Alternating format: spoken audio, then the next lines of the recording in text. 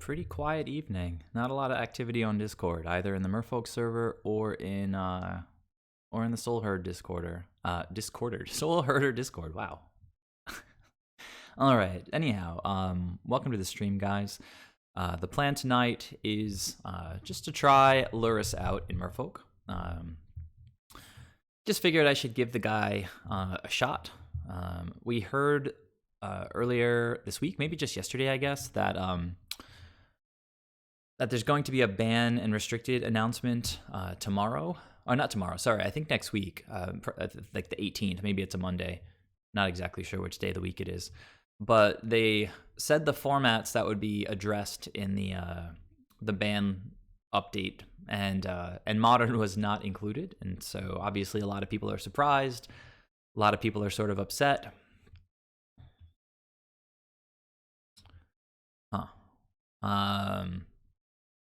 Yeah, there's a person on here that just kind of ats everybody when they do a stream. It's kind of annoying. So anyhow, no Modern ban list update, which means that Lurrus is going to stay with us for a little while. So I figured, why not give it a shot? There have already been people jamming it in Merfolk, and I think there's been some results. I was going to run kind of a budget list this evening without Mishra's Baubles, but I was able to borrow 3 from a Merfolk player named Byshark. So thanks very much, Byshark, for letting me try these baubles. Obviously, it's got amazing synergy with Lurrus, and it's just kind of a decent card by itself, just kind of replaces itself, effectively sort of reduces the overall size of the deck. Reminds me a lot of like Ataxian Probe, which was banned a while ago now.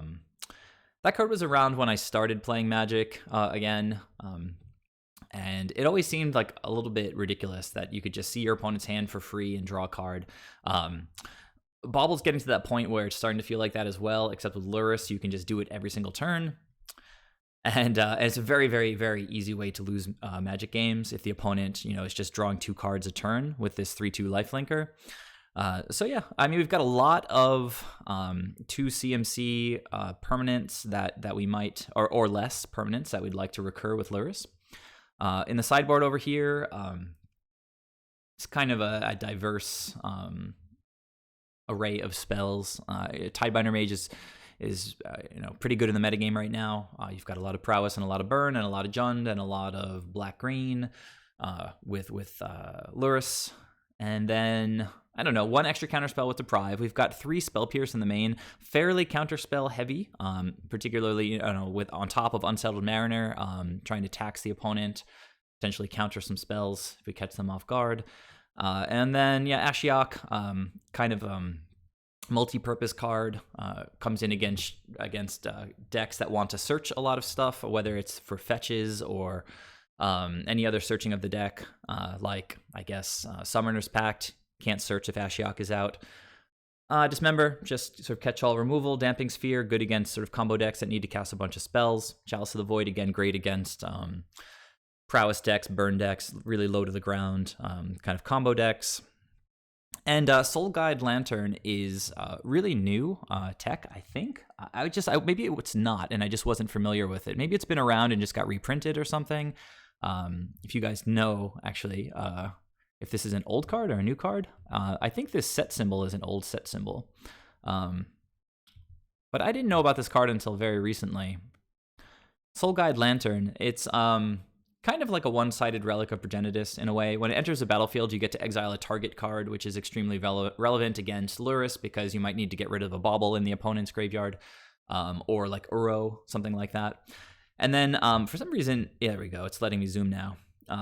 You've got choices with this one, unlike with Relic, where with Relic, you just pay 1 and kind of sack it and draw a card, exiles everything. With this one, you can sack it and exile just the opponent's graveyard, which is going to be important if we've got our Lurrus on the battlefield and we don't want to exile our graveyard.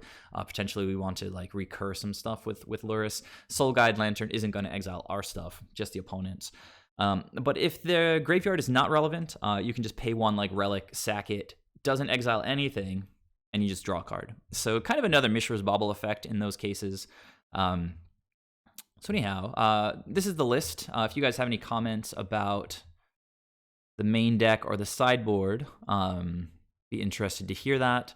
But I feel pretty decent overall with the blue-white approach. I've really enjoyed playing with Unsettled Mariner the last few times. I've sat down and played with it. It's really the only thing I'm playing white for in this build. I had tried Thalia in the main deck. I had tried like Rest in Peace in the sideboard. But I don't think any of it's like that important. And honestly, I think like things like Soul Guide Lantern are just going to be a little bit more value, a little bit more effective when we're running this Lurrus build. So anyhow, without any further ado, I'm going to just go ahead and start a league up. Not quite sure why it's so quiet this evening. Check in one more time on Discord. It's just like everybody's asleep right now. But I'm not going to let that deter me. I'm going to scroll down to the league. We're going to make sure we've got Lurrusfolk. That's the correct deck. So last week, I think I ended up going 3-2 in the league. Can't quite remember. I'm pretty sure that's the case. This weekend, I lost the match to Ensnaring Bridge when I could have beaten it if I played one more body.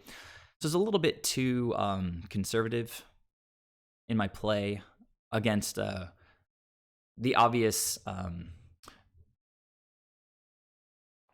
potential risk of the opponent playing an Ensnaring Bridge. Like I was playing a little bit too conservatively, so just getting used to Merfolk again. I don't have nearly the sort of reps per week that I used to have. Okay, well, it looks like we've got a nice starting hand here, even though we're on the draw. Opponent's starting with 7. They have no companion.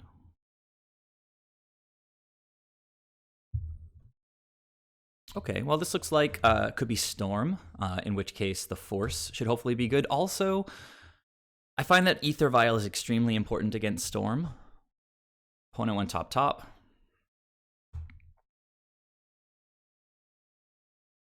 Like, okay, I was just about to mention Spell Pierce. Obviously, another really great card against any kind of combo deck, including Storm. An Unsettled Mariner in combination with Ether Vial could be a blowout against Grapeshot, because you play Unsettled Mariner when Grapeshot goes on the stack, or rather when the Storm trigger goes on the stack, you flash in Unsettled Mariner, and then all the copies are going to have to... Oh, it's Greater Gargadon. Interesting. Okay, so it's an Electro Dominance deck, not Storm.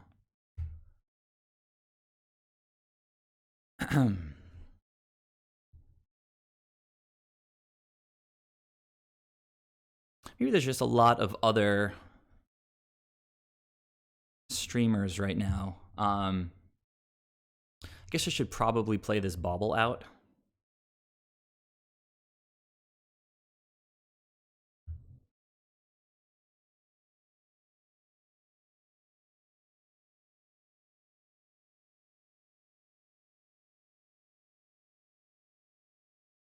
I could have played Bauble first. Okay, so Electro Dominance is on top of the opponent's deck. Really interesting. That's the first time I've ever cast a Bauble. So let's see if the opponent tries to main phase it, or if they just...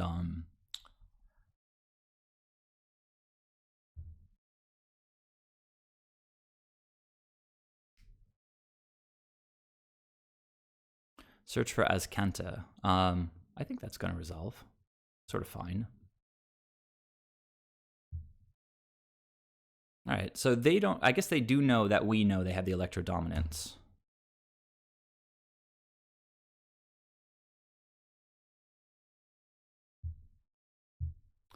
All right, flooding out a little bit.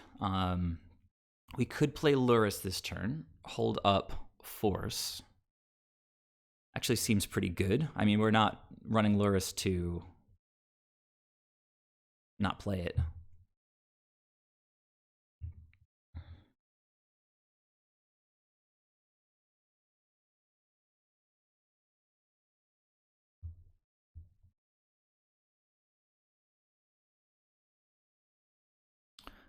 Possible that I should be holding up Spell Pierce.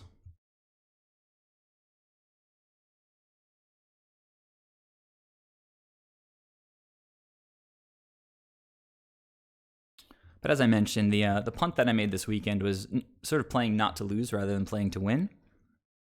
We know the opponent has this Gargadon. We do have an island on the battlefield.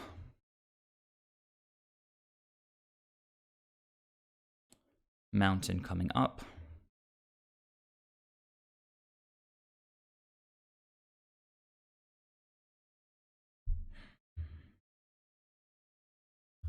And, I mean, we know they can go Electro Dominance. They've got 4 cards in hand. I don't know how much stuff they can have that wants to target our creatures, but it feels like we probably want to try to protect Lurrus if possible, so get that guy out. We've got Force backup. We'll see what the opponent can do.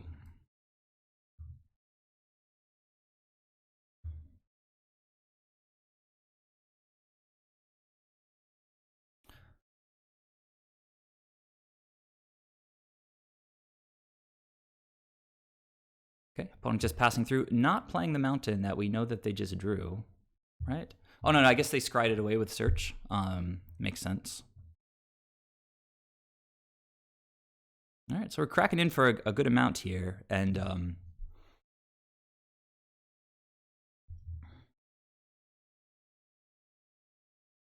maybe there's just a lot of other streamers right now, Wednesday night. Didn't realize it would be such a popular stream night, but let's see. Electro Dominance.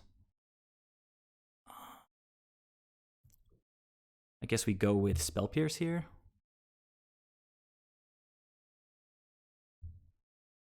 They could have their own Spell Pierce, I guess, but they don't. And I think I'll just pass the turn here.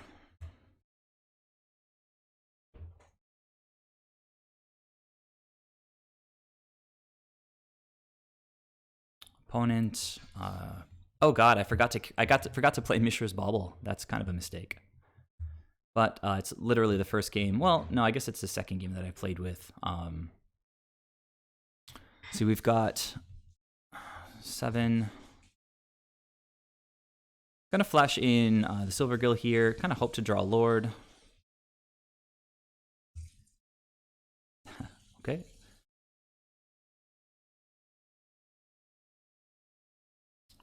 So we do get to hard cast Force of Negation here and then have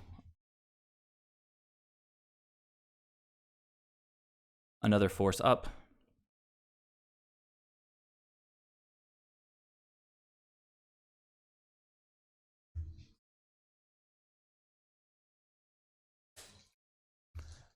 I'm going all in here.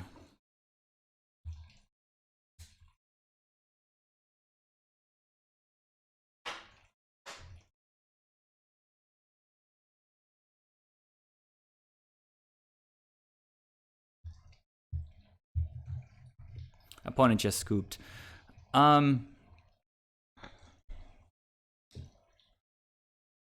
this case, I think the observation is probably fair. I guess the only time we'd really want to counter the Electro Dominance is if they actually put something into X, like to try to kill a creature.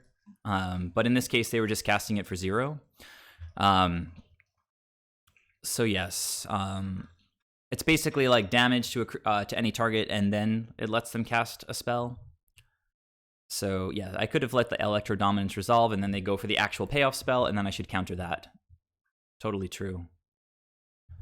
But they, I think it was Mariner. Mariner on the board was preventing them from actually targeting me with any damage or any of my creatures. In that case, though, I think they also just wanted to leave up Spell Pierce. All right, so against Electro Dominance, Chalice of the Void is pretty good, right? Since we're just trying to counter all of these 0 drops. Like, I think Gargadon is actually a 0 drop. Not 100% sure, but Restore Balances, right? Don't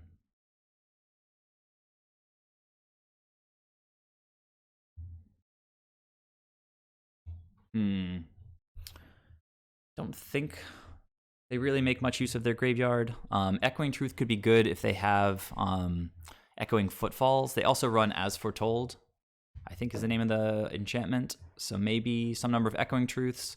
Definitely want to bring in the counterspell.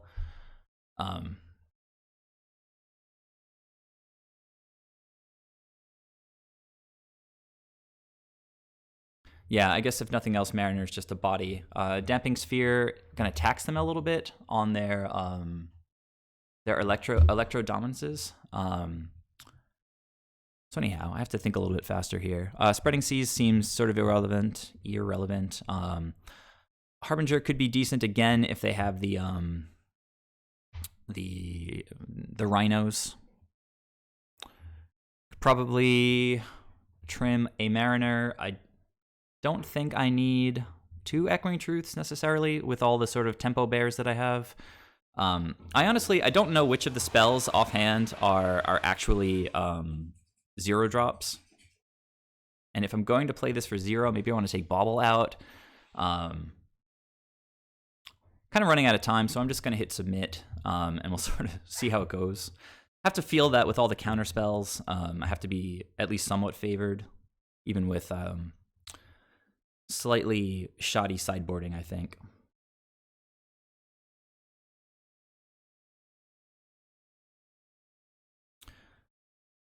All right. I mean, opponent is mulliganing to 6, and yeah, I think this is a keep, particularly on the draw.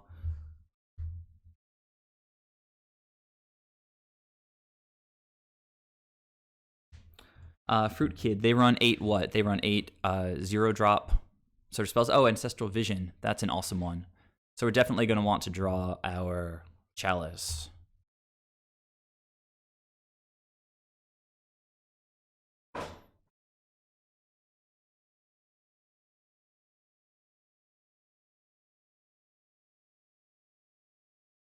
Did forget to cast Bauble one turn when I had Lurrus out last game.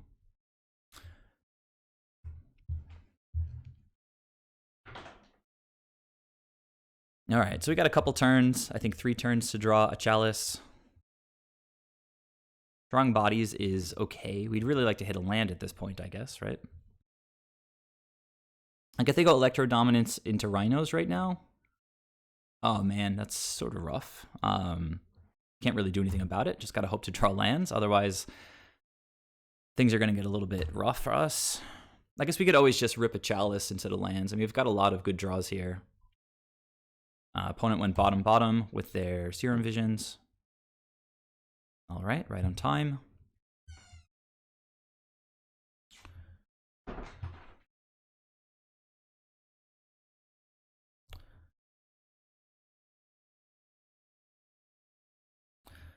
think I sort of just have to pass here. I could just go Silvergill and then leave, shields down.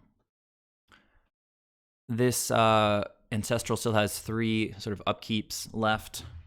I think we do kind of need to draw into some stuff here, so probably just better to rip this, cast this Silvergill real quick.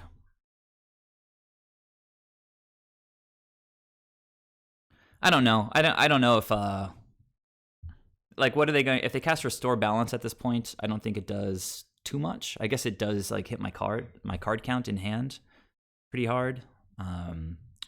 They don't have a Gargadon suspended at this point, so they can't just like sack lands with Restore Balance. Man, I do need to draw through like these top decks. Really want to keep playing some lands now that Aether Vial is off the table. See, if we had just left up mana here, the opponent with Electro Dominance is just going to pass back to me anyway. So I don't really think that leaving up Counter Magic there was like super relevant.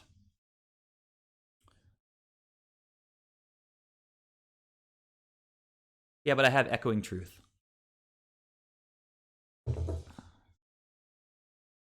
So I'm not really afraid of the elephants right now, or the rhinos, or whatever they are. So now here, I think I'm just going to attack and pass, because I do have the Tricksters, I do have the Echoing Truth, I do have Deprive. So if they like, let's see. All right, so next turn, this is going to be coming off Suspend. Opponent just passing. We're going to get a Trickster into play. Fruit Kid, I haven't seen you in the stream before, so welcome tonight. Looks like you're one of the only ones here. Hey Tux, welcome. Playing against Electro Dominance, not drawing any lands. The opponent Shattering Spreed my Ether Vial, which was pretty dirty. And I think the play is just to run it back here. I've got Deprive, Echoing Truth, and Trickster up. The opponent's just not doing anything with their mana. And I think I'm going to just try to counter this. They could very easily have their own counter since they're not actually casting anything. But usually pretty good to keep the opponent from casting. Drawing 3 cards if possible.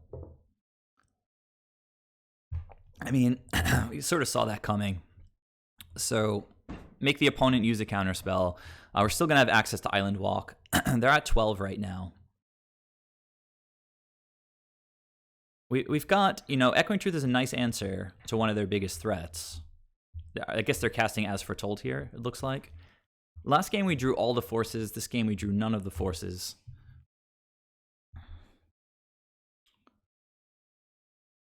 They went bottom, and I have to imagine they'd go for whatever they could do with sort of shields down here.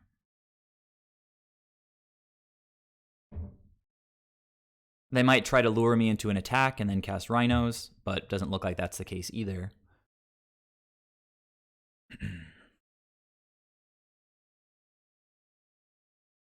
If we attack for 4, they go to 8.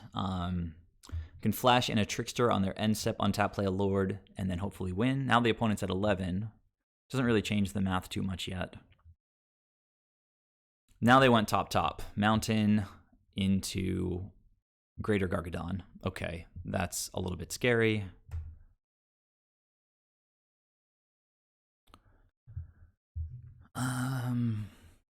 So with no counter magic here, I mean, the thing is, by playing out a Lord, we really we've got 3 Lords. By playing out a Lord, the opponent knows that they're sort of dead on board unless they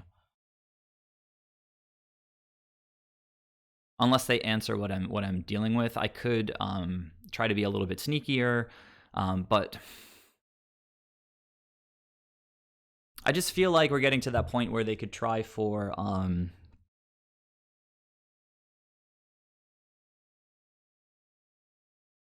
Restore Balance with Gargadon now, and then I would just get wrecked. But I don't really have much I can do to prevent that from happening.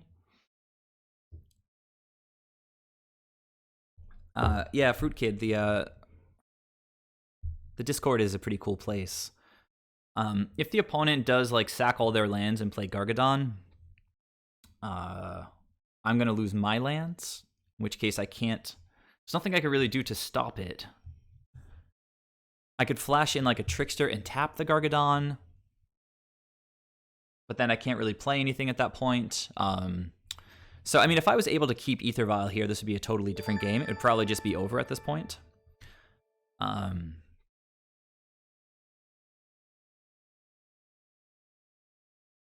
think I'm going to leave up mana for Echoing Truth just to try to bounce a Gargadon, if nothing else, right? Like, float my mana and just bounce their Gargadon.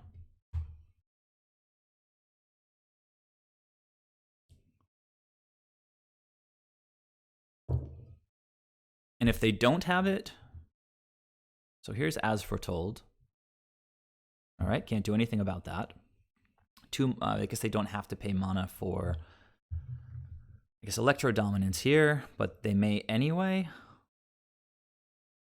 2 mana, sacking lands now. All right, so they're going for this here. I think just like Echoing Truthing their Gargadon seems kind of like the only thing I can do here.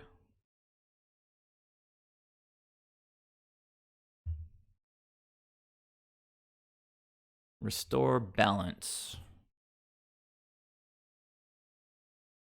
Oh, they're not actually going to even get Gargadon into play here. So then I guess it's just I can float. I can Echoing Truth the As Foretold, and then they don't get free spells every turn. That's probably like the best chance I have of winning. Yeah, you're right. Gargadon is not coming down for a little while, so um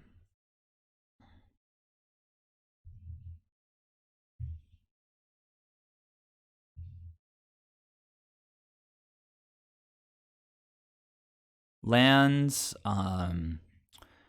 lands, creatures, and cards in hand.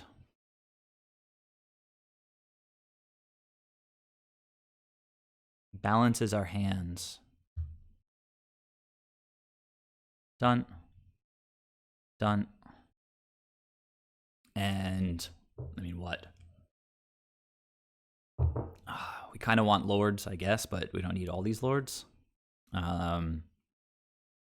Harbinger seems good to get rid of a Gargadon. Yeah, I think I agree with that. Choose. Oh, wait. I have to choose the cards I'm keeping. Choose 4 cards in your hand. Click done to. Okay, so we're going to go 1, 2, 3, 4. Done.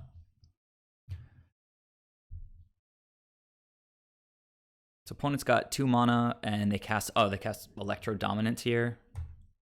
So they have Rhinos, I guess. Yeah, okay. So they had pretty good hand this game. And we didn't really draw into they had the Shattering Spree. Yeah, we can't beat this now. We take 8 and then 8 and we can only play 1 land, so the opponent had the Shattering Spree, they had the Ancestral Visions, they had the Gargadon, they had the Restore Balance, and they had the Footfalls. So, okay, let's refine our sideboarding a little bit here. I think Damping Sphere is probably good. You guys can tell me if it's bad. Echoing Truth, we probably want both of them, I think. It just seems like a nice piece of interaction.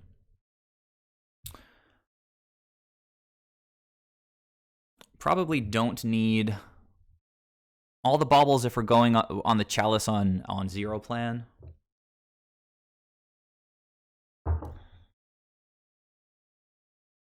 What is the CMC of Crashing Footfalls?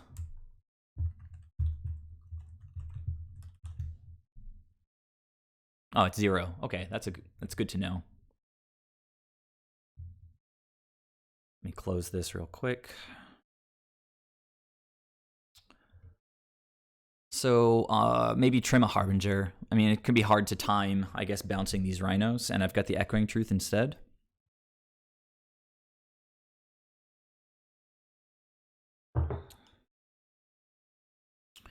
So any thoughts, guys, before I jump back in for the third game?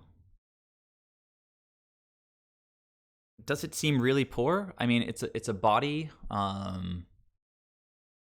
Makes it hard for them to potentially kill like Ether Vial, or harder for them to kill Ether Vial.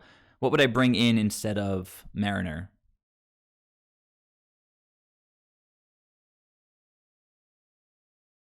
Like if I trim 1 more Mariner and bring back the Harbinger, I guess maybe that could be a touch better.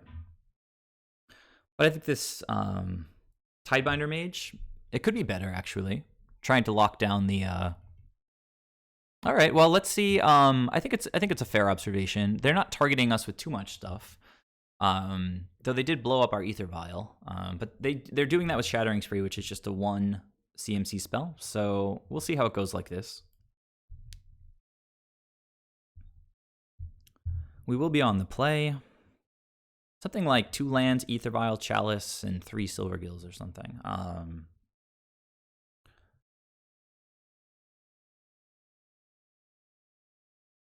I can't complain about this hand. I'm going to keep.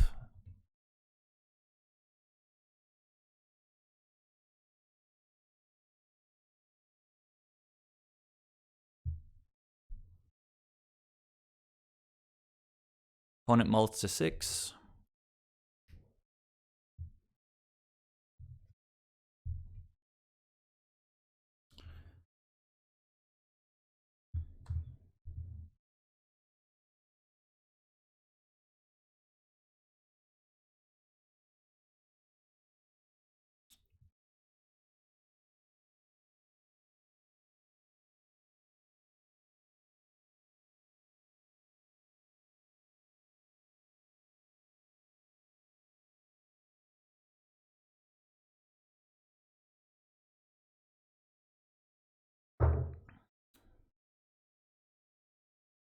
Opponent, let's see, second land. Just gonna go for Trickster here. Opponent doesn't have anything on suspend right now.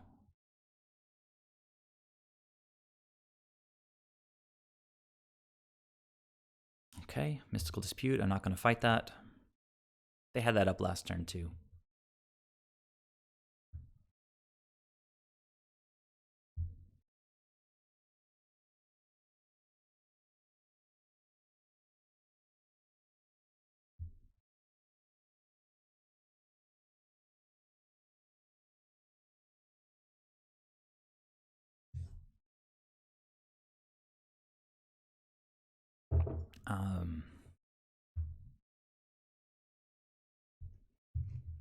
Opponent going for opt here. And do they top or bottom?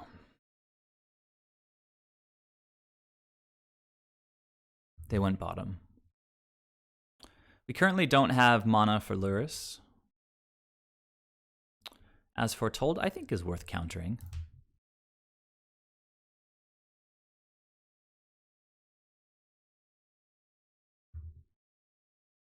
Gonna untap with a bit of a clock.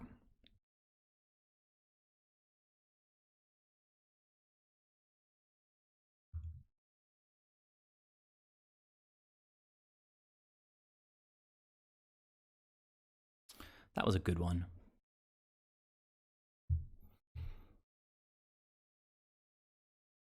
So I guess I'm in a position where I might as well just cycle this Grove here. It's not really doing much on its own. Spell Pierce is a good one. We'll play Chalice on 0.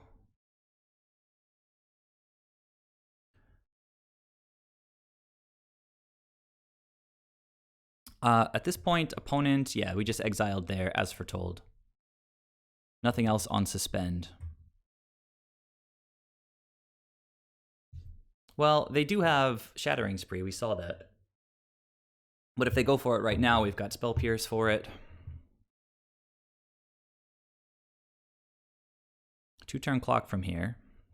Opponent just conceded. All right, so very good. I guess they didn't have the best hand with that mulligan there. We saw Mystical Dispute, 2 ops, and a few lands. Interesting they didn't even cycle the Islet, but pretty hard for them to beat the Chalice, I guess, unless they rip that Shattering Spree right away. Another Spell Pierce. No, I wasn't talking about Vial. They would definitely Shattering Spree the Chalice, which would let them actually cast their suspend spells. I mean, their suspend spells. All right, so 1-0. Wow. No, that's not that guy. Okay. Wow, it is. This guy has 12 trophies. That's insane. Where is he on the table? He's right there. So we got off to a pretty aggressive start there. That guy knows what he's doing. M. Hayashi's still up at the top. He's not playing Merfolk these days, but still doing us proud.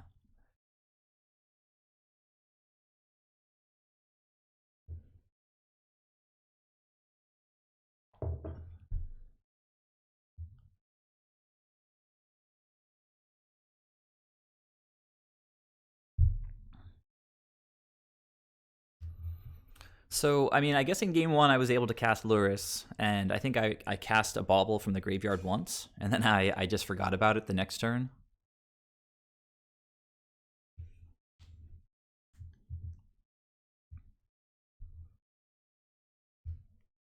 All right, so I think this guy's also on the table, like Bruno. Yeah, there he is. I think he's usually a little bit higher. Definitely a familiar name. But the pairings generator is giving me legit opponents this evening.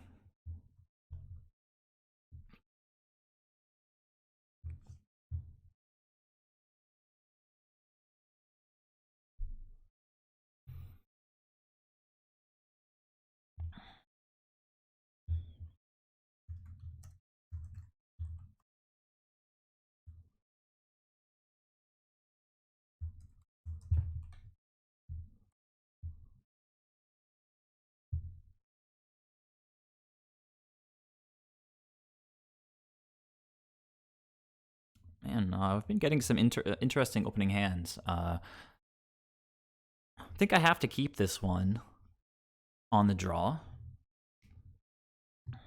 And we'll see how it goes. Opponent on Lurrus, so they could definitely Thoughtseize me, but they could also Goblin Guide me. I guess we'll see how it goes. Opponent looking at the top of my deck. I have a feeling there's a black fetch land coming.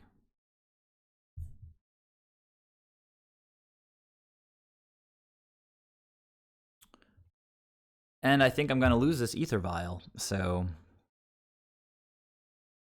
yeah, one of the downsides of keeping the one-landers is they're susceptible to this kind of shenanigans, but I have faith in the heart of the cards. I'm going to draw 2 running lands here.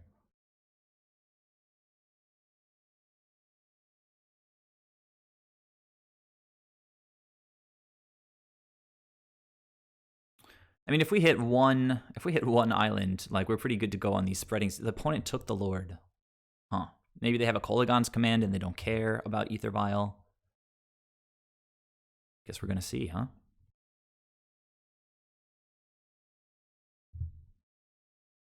Very, very, very, very, very interesting choice by the opponent.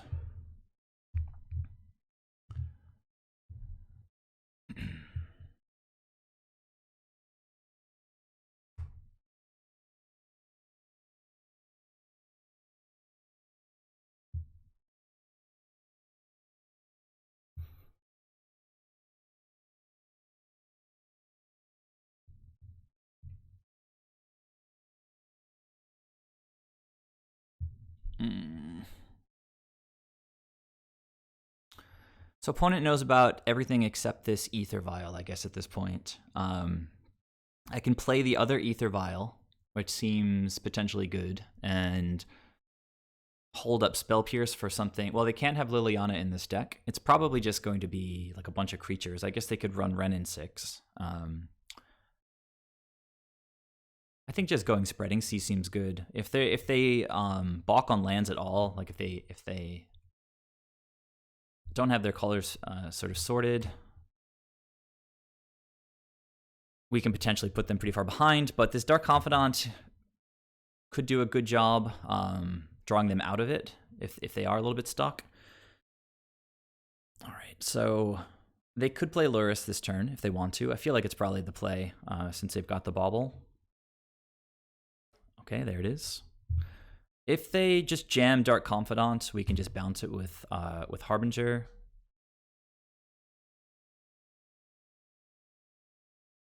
I hit okay, but it looks like we're lagging here. There we go.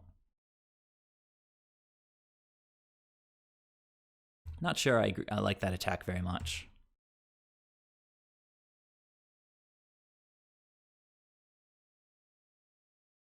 Man, getting a little bit of lag this evening.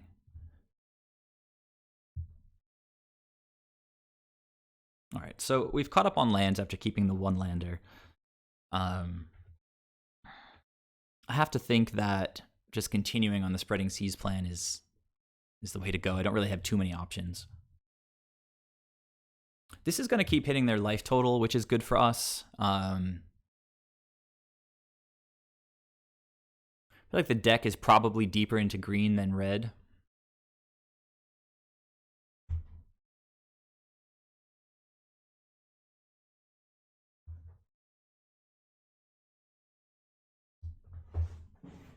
I'm fine. Oh, we know that they have a Lightning Bolt in hand, actually. So I'll do my best to take them off of red. And I like holding up the Spell Pierce rather than playing the Ether Vial. I really like drawing that Spreading Seas there. So yeah, I think I'll just bounce Bob right now, rather than let them draw an extra card. And we'll pass.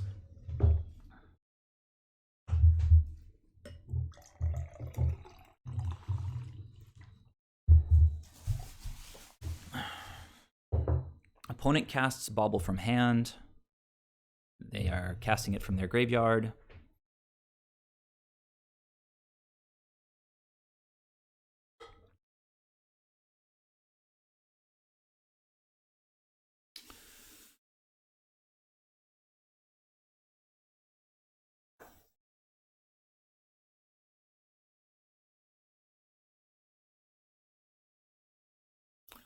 Opponent checking out my top deck.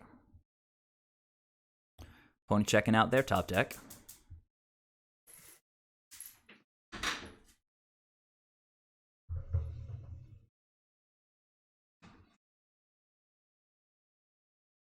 Seems like they might like what's on top since they're really hesitating to crack this Catacombs. There they go. Okay, so opponent down to 12. Probably going to get some red mana, which I can then seize again next turn.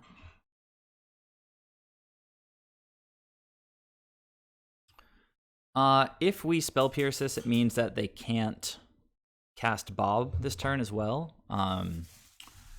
And I kind of like that. This Spell Pierce is sort of getting a little bit long in the tooth at this point.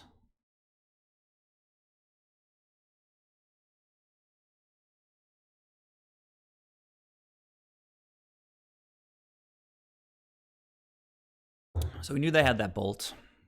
We know they have Bob in hand. Getting in with Lurrus here. We can't cast Lurrus yet. We don't have the white mana. Opponent drawing 2 cards off their 2 baubles.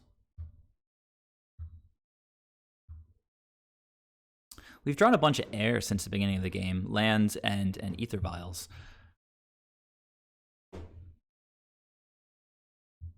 Take them off black if we can.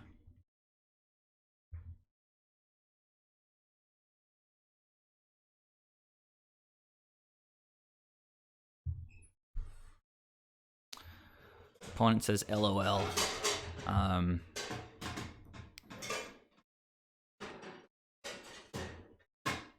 can just cycle the Waterlogged Grove next turn. Just get the Ether Vial on the battlefield.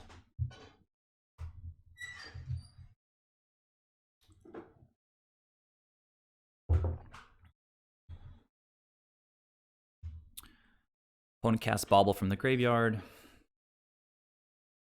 Another Bauble from hand. Okay, looking at my top deck, looking at their top deck. Infinite amount of churn going on right now.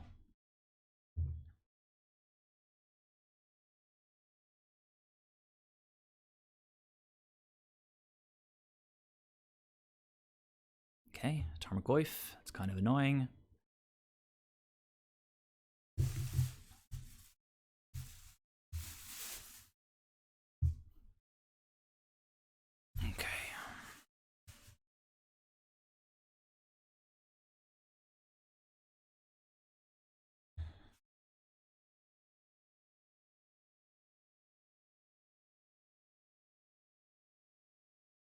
They did miss their land drop there.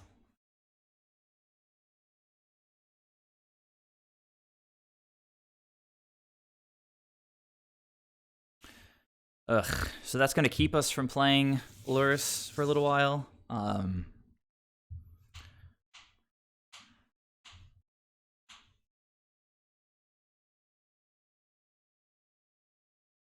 Opponent knew that I was drawing the Seachrome Coast. Opponent checking out what I'm drawing here. Another Ether Vial. This is drawing so much air.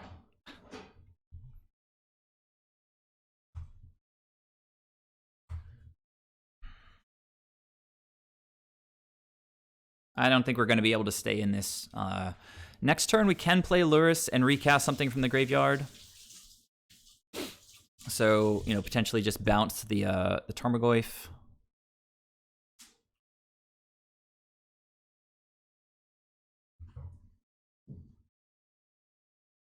Okay, still no black mana for the opponent. Looking at my deck.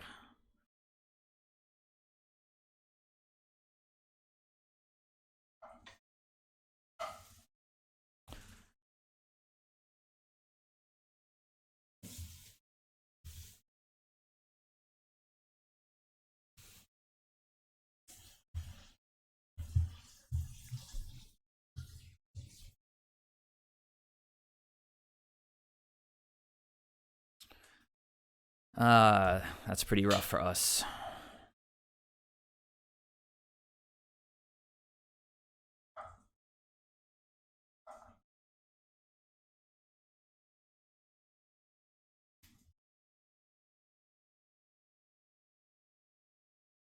Well, okay, we drew something.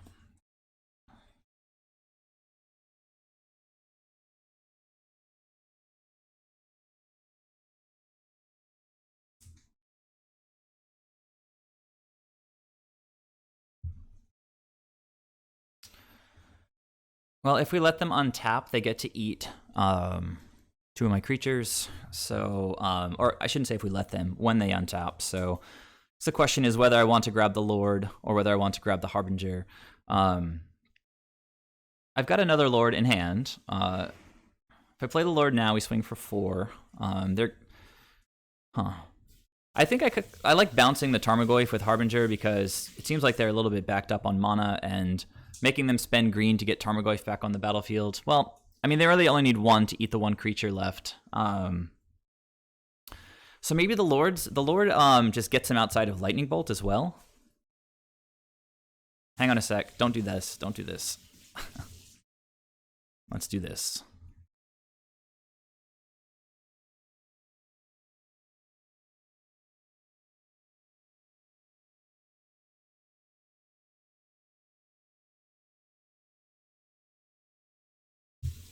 So Lurrus kind of clawing us back into this game in a big way. If the opponent has a bolt for our Lurrus, it's a little bit rough. It's rough for them to play out their Bob right now, too, because we're representing a bunch of damage here.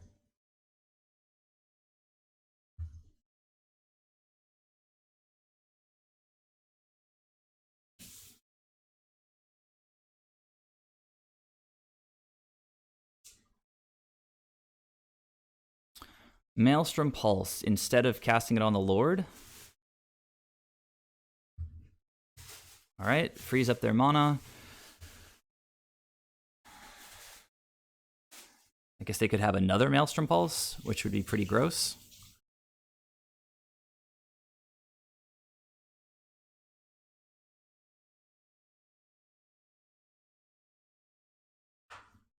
Tarmogoyf, pretty big at this point. The Scavenging Ooze could grow to a 3/3 as things stand. Opponent checking out my deck. I mean, if we had drawn like a few less lands, certainly a few less Ether Vials, this game would feel completely different. Opponent has drawn 7 more cards than us with this Mishra's Bauble.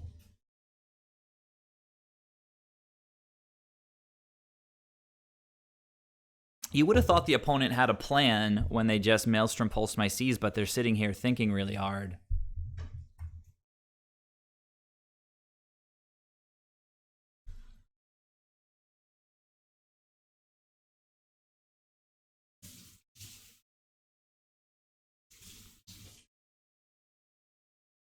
Let me go to my main phase. Let me do it. Come on.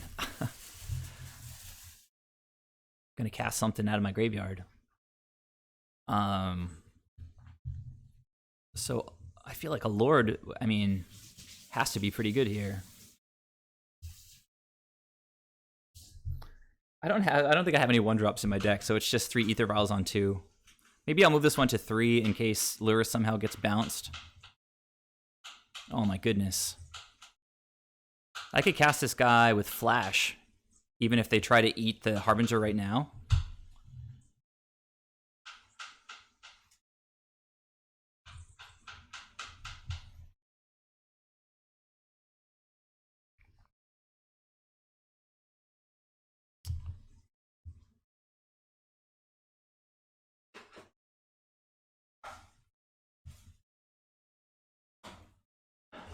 So what is happening here?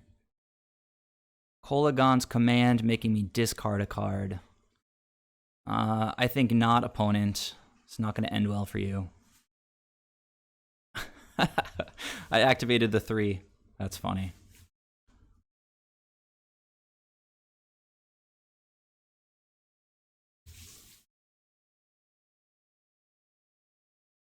Oh, well, I should have cast my Harbinger, but... Oh, wait, I don't have Island Walk right now. Why did I not cast my Harbinger? I just talked through it, and then I didn't do it. Ugh.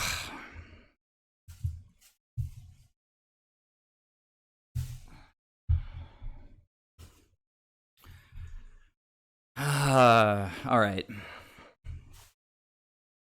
Very stupid. Very stupid. I just clicked OK one too many times. It's my fault entirely. It's not the game's fault. It's not the opponent's fault. But like, I feel like in paper there, I'd be sitting here thinking, and I'd say, actually no. I'm pretty sure I would let Lurrus die like a dumbass. So they're sort of forced into pretty bad blocks here if I attack, right? They can't let two of them through. We would lose one of our lords to the Tarmogoyf, but they would lose Skuz and they would lose Lurrus.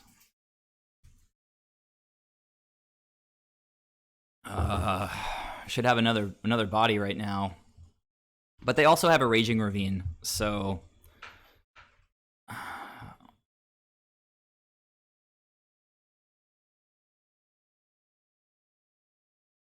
So they untap if they have like a Fatal Push. Tarmogoyf plus Raging Ravine is just dead. And they have to have removal in 7 cards in their hand. I think unrecoverable is probably overstating it, but like if we draw into a even just a Merfolk Trickster is probably pretty good. Obviously, another Spreading Seas could just seal the deal. I can't imagine they play too many Maelstrom Pulses.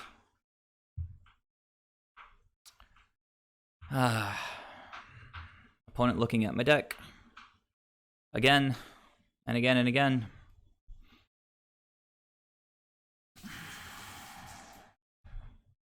I mean, I don't know. Isn't that quite an overstatement? Like, I've got 4 5/5s on the battlefield.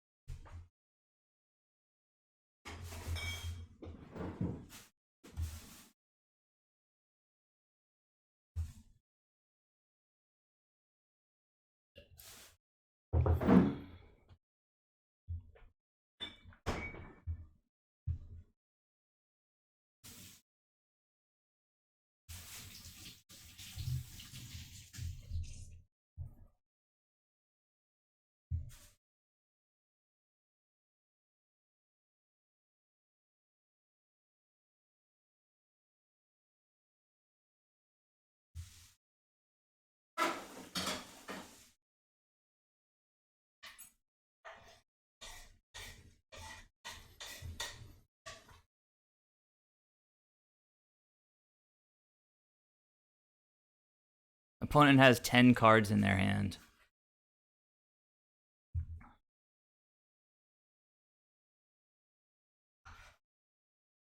I mean, if we had the Harbinger on the battlefield, I think we might have just had lethal last turn.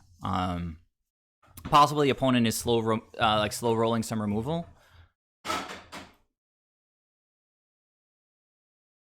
do have to be a little bit careful with the Mariner on the battlefield.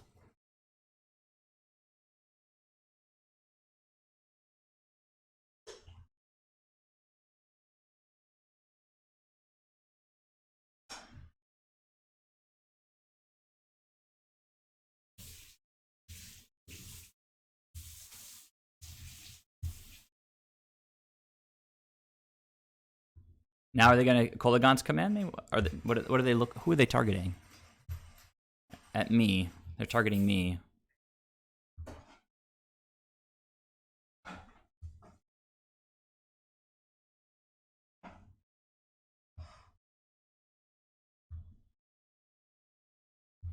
Opponent knows I have this. Might as well play it out. Lineup blocks don't really have the best attacks right now, I don't think. So just keep passing.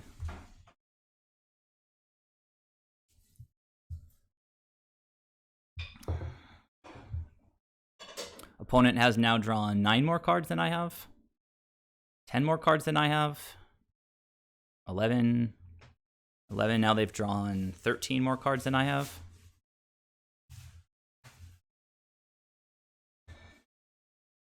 Okay, Kroxa. That's kind of annoying. I mean, at this point... a Spreading Seas off the top is just like super duper lethal. But we've already played 3 of them.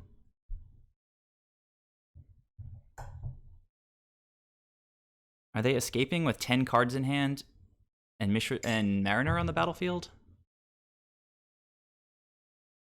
It's kind of a little bit weird. But Kroxa is a good way to push damage through my board state. Also equalize the number of creatures on the board. And alright, well, I guess Spreading Seas for the win.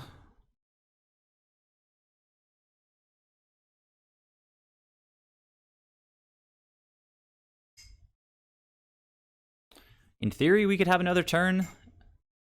Unless if they have another Kroxa, that's 3 to the face. But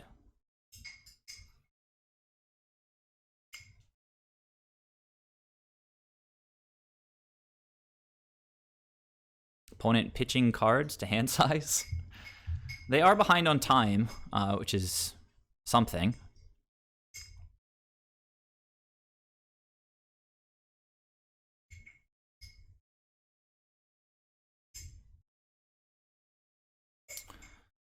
Another Lord doesn't really do very much. I guess we can actually, I think we can attack pretty well here. I think we can attack quite well here.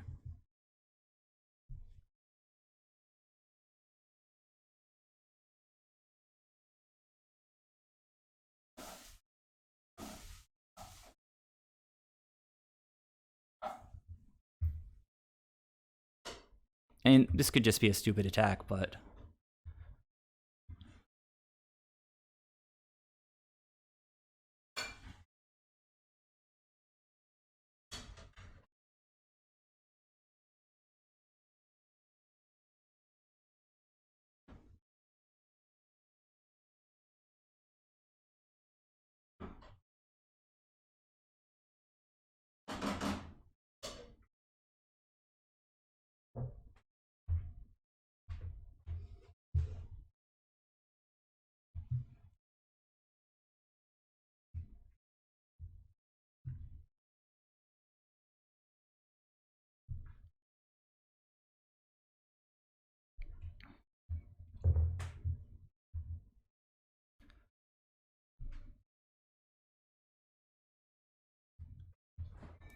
Maybe they'll tap their peat land by mistake.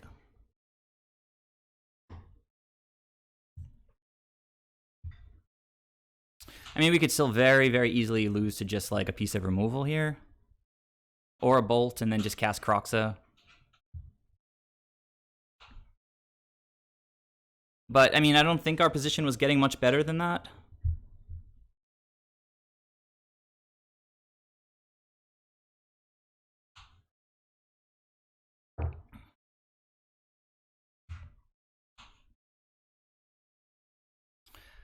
Oh, they've got the Ravine as well. All right, so yeah, I guess we're dead. So potentially slightly impatient, but with the Kroxa on the battlefield, you know, things weren't going to go our way anyway. Like if the opponent doesn't see activate Ravine and attack, we still have a chance. But I have to imagine they're going to see that line. Oh, they have Kroxa from hand and then cast from the graveyard, so that'll do it. Or no, that was from... What? Oh, they ate their Kroxa, I guess. Okay, so they got me. But I don't know, guys. I'm pretty sure if I cast the Harbinger, I actually won, because there was a turn when I had one more creature, and with Harbinger, I would have had two more creatures, and that would have been like 12 damage or something. Possible the opponent could have played around it. If I did have Harbinger on the battlefield, they could have played differently. But I'm pretty sure that punt just like cost the game. So seems like Graveyard Hate is going to be extremely relevant. Dismember, also pretty relevant. I like Tidebinder Mage.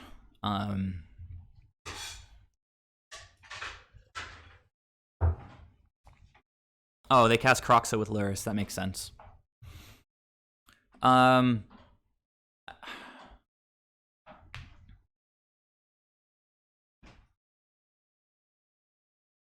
mean, is Chalice on 1 in this matchup really good against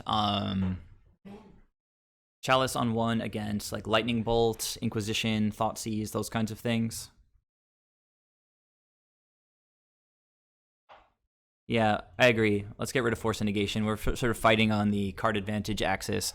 So that brings us sort of square, but I guess the question is how good Chalice is. I think it's pretty good on 1, right?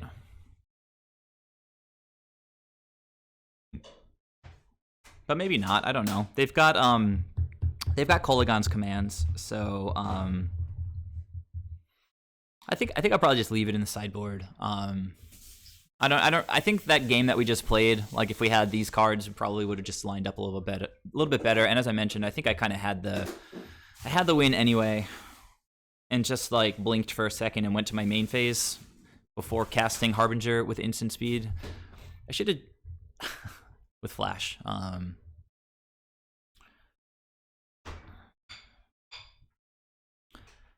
If I can get this game, there's a chance the opponent times out, because that game took them like 19 minutes. Or not 19, 14 minutes. I'm going to keep this. Opponent kept as well. Open with the wrong land, not the best start. See Chrome Coast next turn. Yeah, perdón.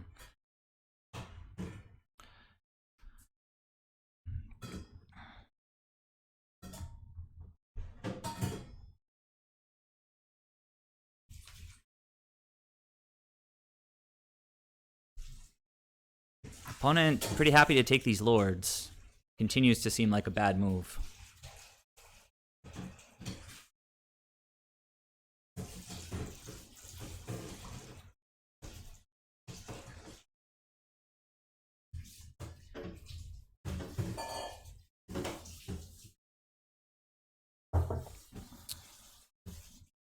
I mean, if they have Ren in 6 here, that's pretty good. Yeah, we didn't see Ren in 6 all game last time. Hopefully Vile will help us play around this thing.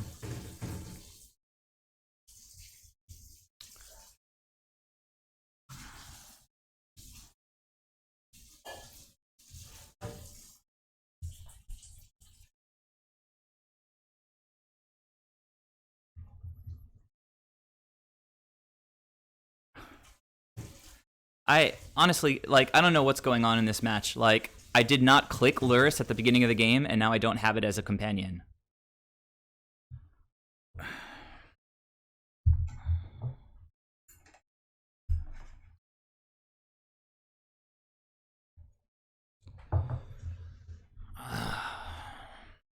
Like, this is so stupid. Like, I think I must have clicked Lurrus twice or something. Like, so that it unchecked Lurrus, so now I don't have my companion. I need to play to the board here, so I mean, I guess it's play out Harbinger, as dumb as this is.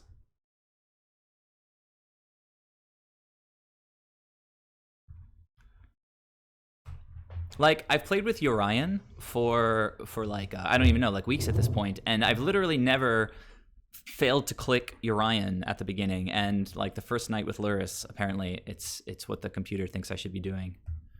Or I don't even know.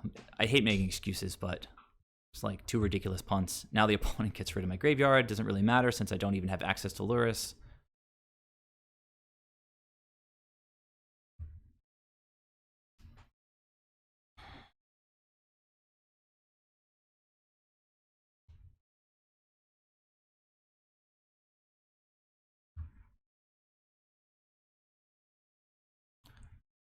I mean, at least the waterlogged grove here is kind of doing its job. Ugh.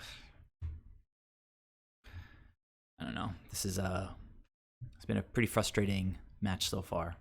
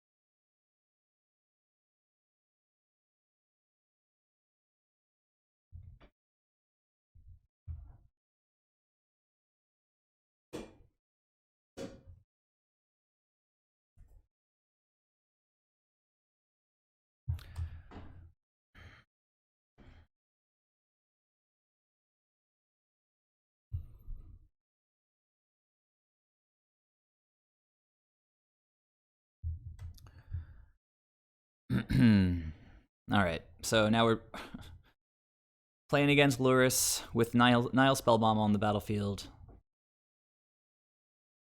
Only Ashiok in hand. No Lurrus on our side.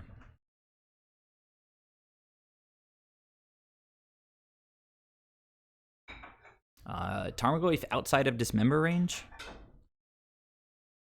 But I guess Ashiok should hopefully change that.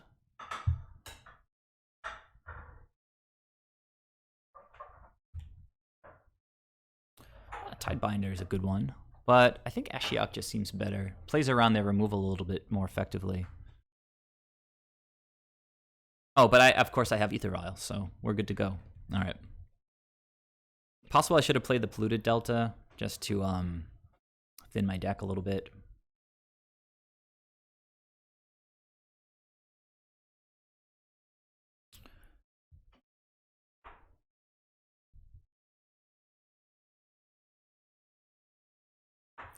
Okay, hit a Maelstrom Pulse, that's kind of nice. Hit a Scavenging Ooze as well.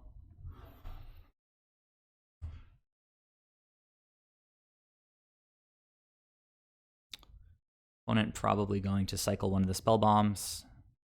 Make Tarmogoyf... Well, I guess not, right? Because this exile's just my graveyard, right? Yeah.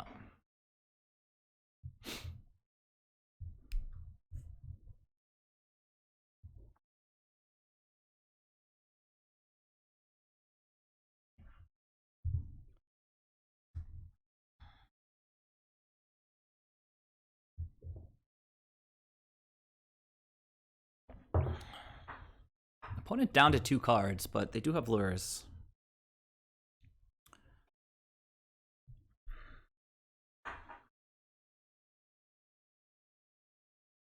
We just need to draw like a whole bunch of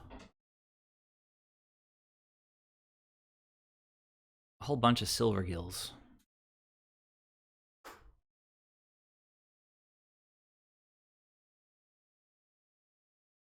Okay, a wasted Inquisition.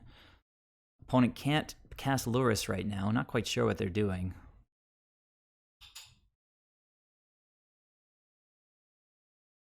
I'm not sure if they played a land yet. I guess they did. It's turn 5.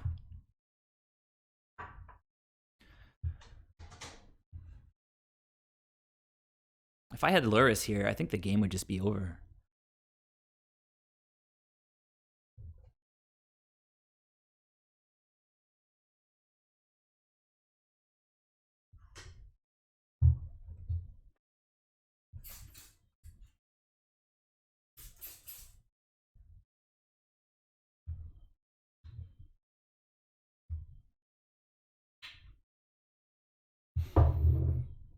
Opponent can't really get a land right now with this, so probably better to not take Ashiok outside of or into bolt range, I guess.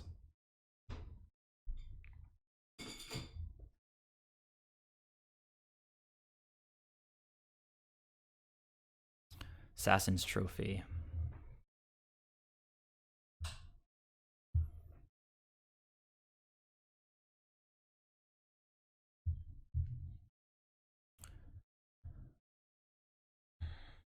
Okay, so now they can play Lurrus if they want to.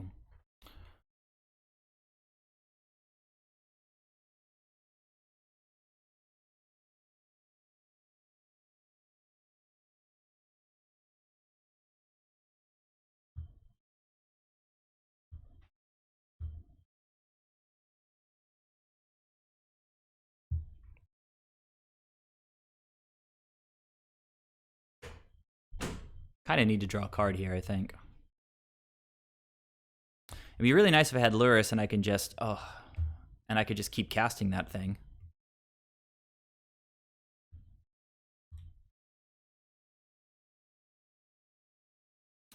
Trickster's kind of cool.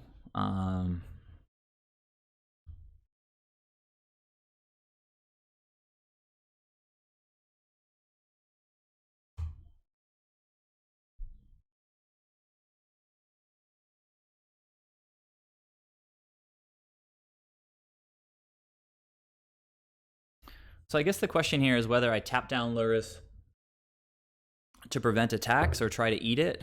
But with 3 cards in hand, the opponent could very well have some removal.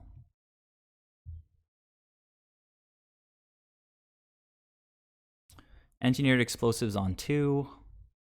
Seems reasonable.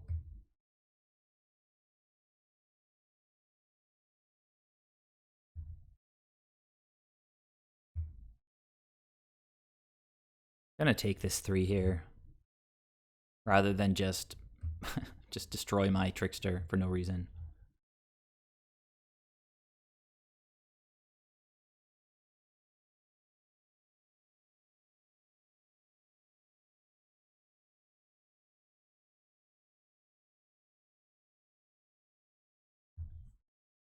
And they've got mana up left to blow up their 2-drops. Still a little bit curious to run out of 2-drop in the face of engineered explosives. Kind of feel priced into playing this Trickster now. The opponent will lose their... I mean, I'm all 2-drops all the way down, basically, so... The opponent can replay one of these from the graveyard, and that's just the way Lurrus goes. I mean, I should be able to do it as well.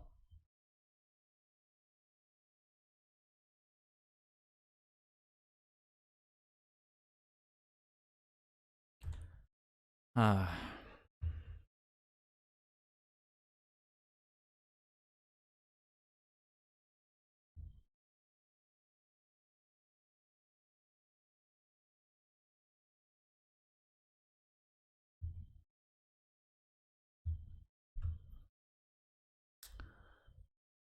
just been kind of flooding a little bit in this match, and then obviously the punt with Harbinger last game, and the punt with not playing with Lurrus this game. It's ridiculous. I could have. Oh, guys, you know what the problem was with Lurrus is that I brought in Ashiok. Like you can't play with Lurrus if you have 3 CMC cards in your deck. So, okay, that's a problem. I should probably take Ashiok out.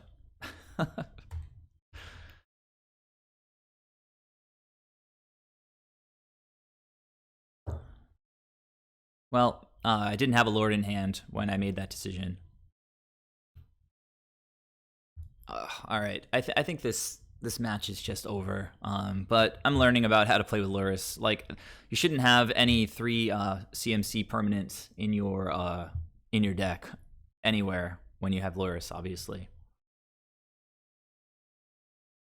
So, all right, I'm glad to know that I'm not the only one making stupid mistakes. Man, if I had Ashiok this game, would be, sorry, not Ashiok, if I had Lurrus this game. Opponent probably seeing me play Ashiok and like, this guy doesn't know what he's doing. But I could totally have won this matchup. It's a little bit frustrating. It's a lot frustrating. But whatever, it's just a league, who cares? And Trickster lets me live a little bit. Oh, opponent's on 0. Crocs is gonna make me discard before they go to combat, which is kind of a bummer. Come on, opponent, just attack. Attack me. Follow up with Croxa. Oh, they can Croxa. They can just Croxa with Lurrus. That's pretty nasty. But maybe they'll punt. Maybe they'll punt.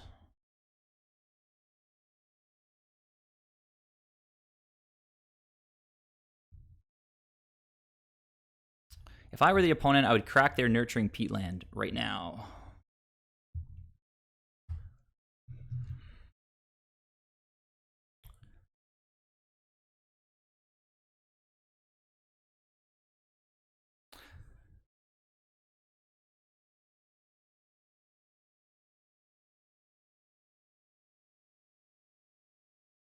So opponent can Croxa me from the graveyard and then escape Croxa. But they choose to go with Tarmogoyf plus escape, I guess. No escape. Weird choice. Okay, not so super weird, I guess. Double Tarmogoyf. I don't even know how that happened. Like, where did they get an extra card from? They were on 0 cards when I flashed in Trickster. Oh, they cycled the Peatland. Oh, Tarmogoyf from the graveyard, and then another Tarmogoyf from the Peatland. Wow, okay, good draws. Or good draw, singular, I guess.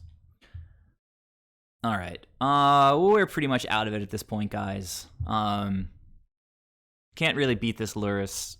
Live and learn, don't play Ashiok. That's just like a wasted sideboard slot at this point.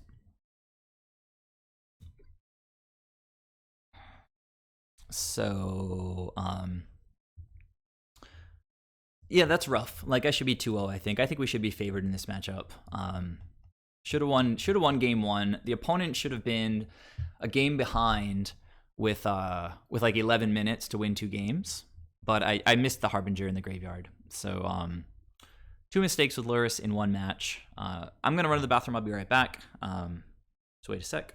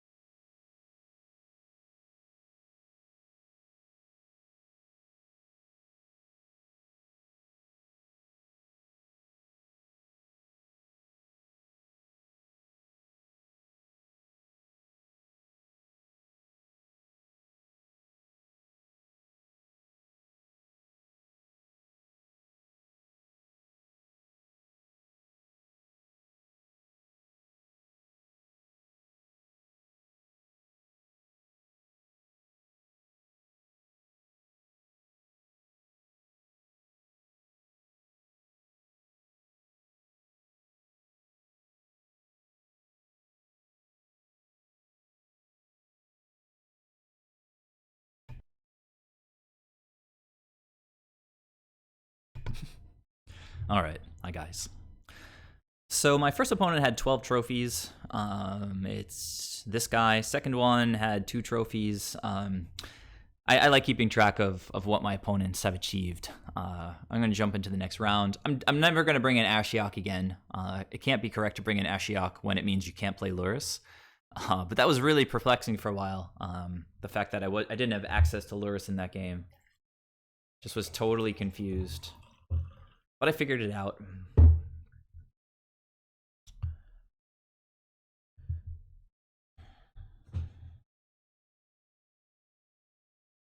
And Lurrus would have just been excellent that game.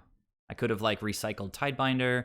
I guess the opponent did have my graveyard kind of controlled with those Nile spell bombs, but if they were constantly getting rid of the graveyard, then their Tarmogoyfs would have been tiny.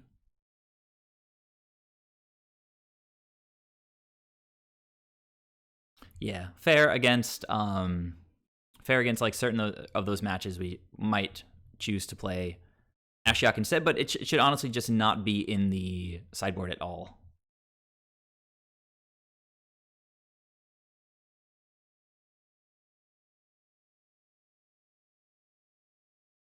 Like, I have plenty of other options. Opponent is also playing Lurrus. It's a lot of fun. I haven't just been playing leagues lately. I've been like playing a bunch of queues because I'm still like tuning Soul Herder all the time, and you don't see nearly as much companion in the queues just because you get people playing their pet decks, and like not everybody can be bothered, to play cutting edge tech like companions. Okay, it looks like I'm playing against the same exact deck again.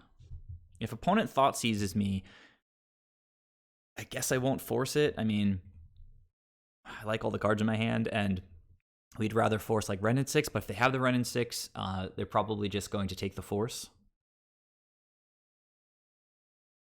Seal of Fire. I think that's pretty forcible, since it's like so much value with Lurrus.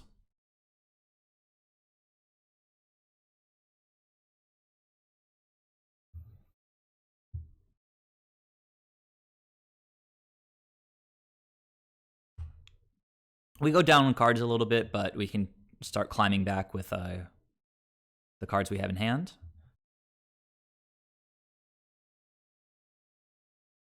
Okay, we've been drawing just like entirely too many lands this evening. Yes, fortunately, some of them have been waterlogged groves. Jesus.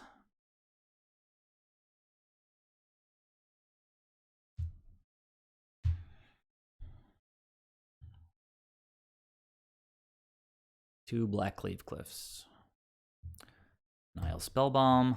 Why not?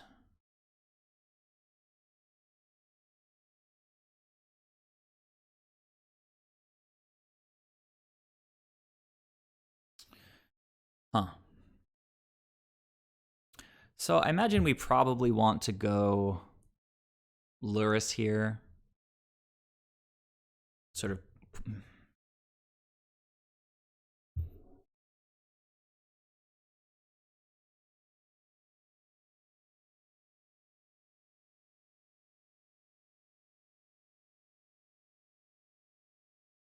Yeah, if we go Lurrus, we can cast both of these things next turn. Seems good.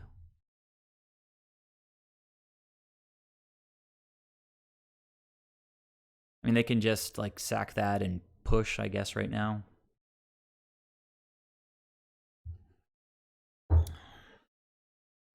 Okay, bolting the Lurrus. Seems good.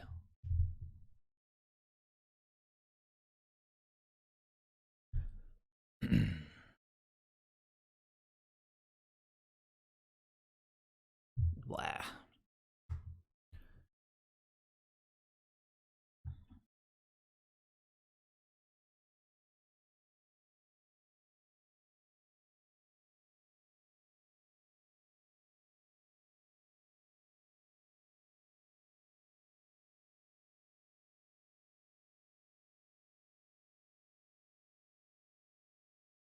It's like I can't avoid drawing all of these lands. It's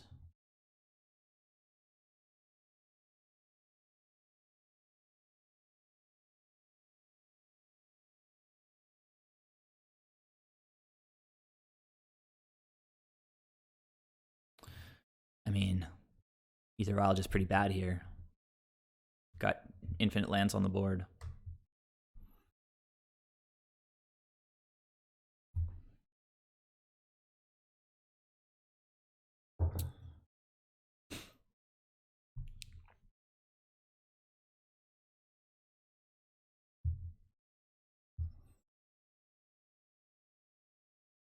Okay, they're going to have access to Lurrus here with 1 red mana left over. They can start casting Bauble again. I mean, these strategies are kind of very much a product of our times, right? It's play your own Lurrus and kill the opponent's Lurrus. Like main deck Graveyard Hate. lightning bolts. You have to be able to kill Lurrus, and you just have to play baubles, I guess, and then it's just Jund good stuff beyond that. Going with push instead of Lurrus, and then Ren in 6. Okay, all right, why not?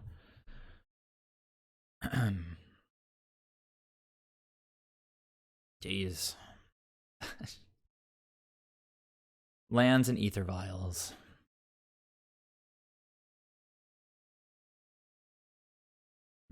Okay, well, that's sort of something.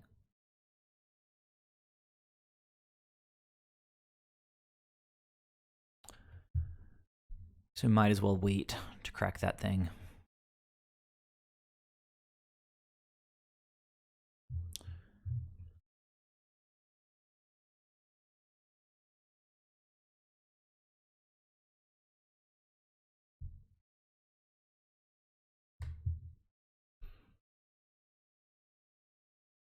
So we're going to ride this Mariner to victory. Opponent's got infinite card advantage in their graveyard.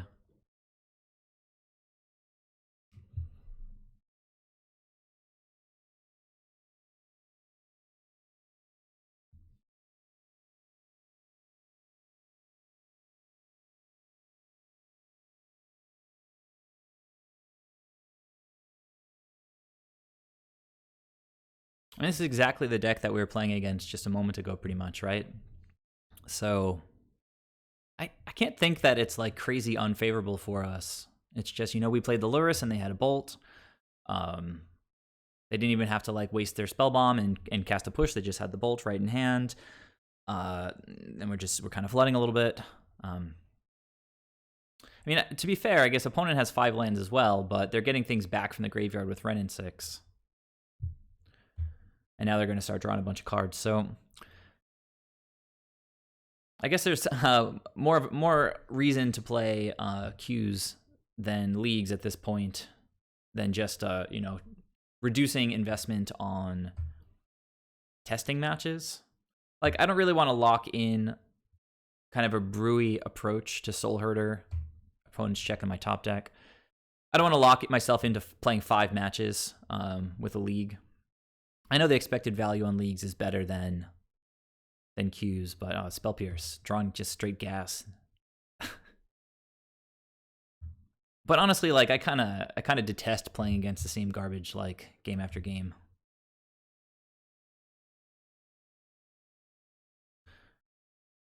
Dun da da dun dun dun dun dun. Lord of Atlantis to the rescue. I mean, have you guys been playing Modern Leagues, Magicus? Have you been playing Modern Leagues? At Tux, I don't think you play too much Modern, right? I guess you're playing Legacy. Anybody else who's watching, have you been playing Modern Leagues?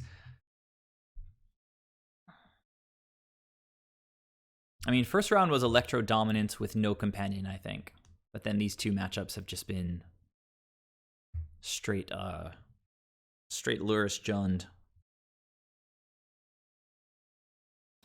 Well, so the thing is, right? Yeah, you want to play against the best competition, but I feel like these metagames are temporary, right? Like, Lurrus is totally on the way out. It's like jamming leagues during, like, Hogak.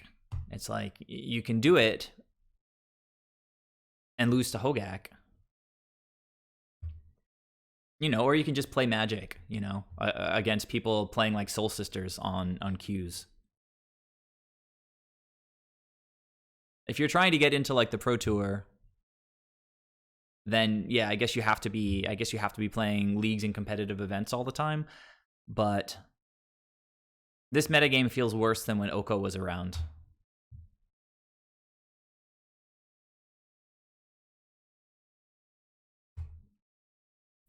Like, I don't know, significantly worse. It's so stupid. Opponent just drawing extra removal spells every single turn, drawing extra lands with Ren in 6 every single turn. I'm just gonna scoop this one, guys. Like, this is over.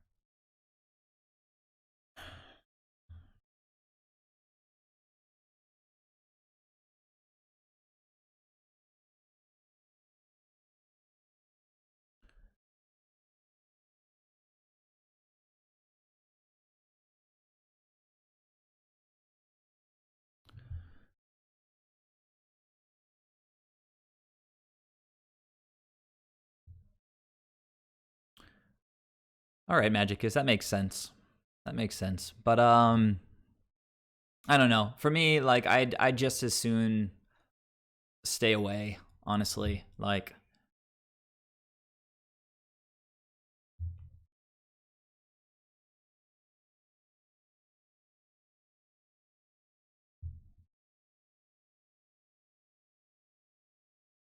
I'll keep in like 2 forces. It's nice to be able to hit like a Ren in 6 early in the game.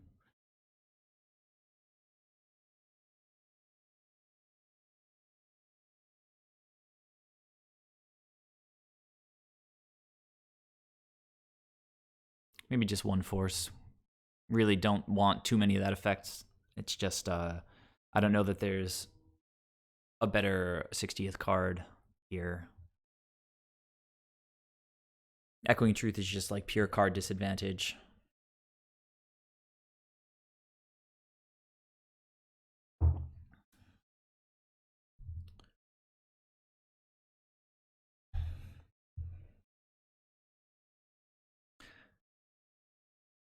I mean, sort of like our nuts against. Well, I don't know. If we were not playing Lurrus, like our nut hands against their like average hands don't even line up that well. Magicus, are you running Lurrus in the leagues that you've been playing with Merfolk?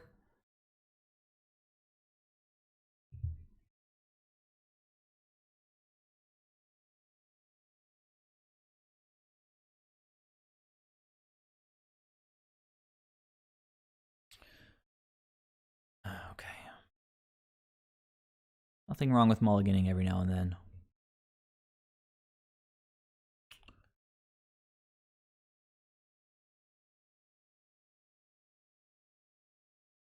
No bobble for budgetary reasons. Opponents keeping their 7, of course. Why not?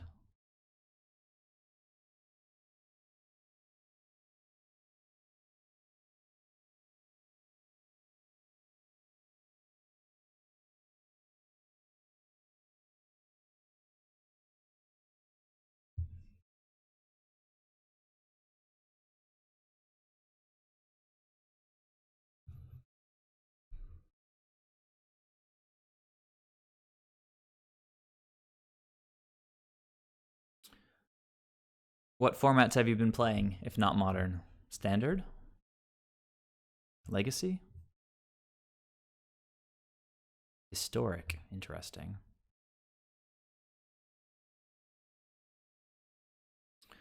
Okay, so I'm going to get Inquisitioned. I'm going to play the 1 spell in my hand, and then it's going to get bolted, and then I'm just going to go cry. Like, Seal of Fire, that's even better. You know, just refreshing my memory with this thing.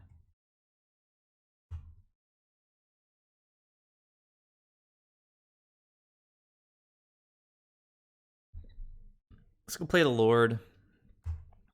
Force him to Seal of Fire it, and then just crack the lantern and hope that they don't have too much going on. Can I draw some spells?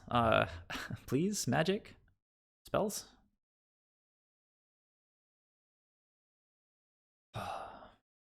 Alright. Seal of Fire me, bro.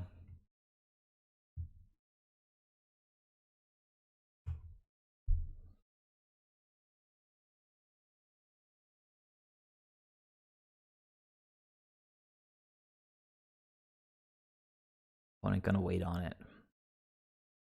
Oh, maybe not. So they're still a turn away from Lurrus, so seems premature to crack this lantern thing. Don't have to actually pay anything to exile the opponent's graveyard.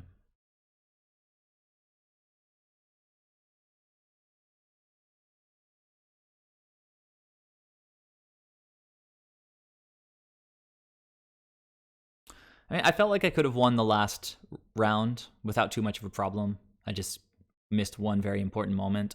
But I'm just really getting my teeth kicked in here. All right, well, I mean, opponent just playing straight into this lantern. This is effectively a lightning bolt, I guess.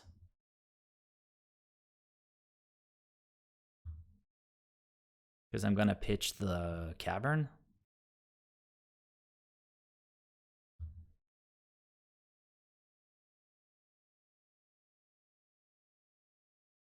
But opponent has the 8th card in their hand right now. It's a pretty good one. We're hitting a lot of great stuff with that lantern, but just like so super far behind. Hey, Ether Vial. I can curve out. Guys, look how well I'm drawing. Okay, let's do it, opponent.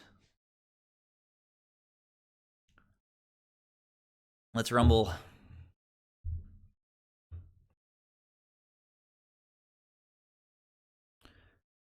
I mean, let's go Spreading Seas. Oh, God.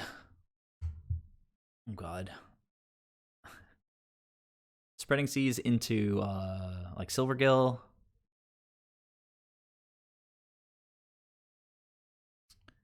Ugh. Still can't cast my Lurrus, which is kind of a bummer.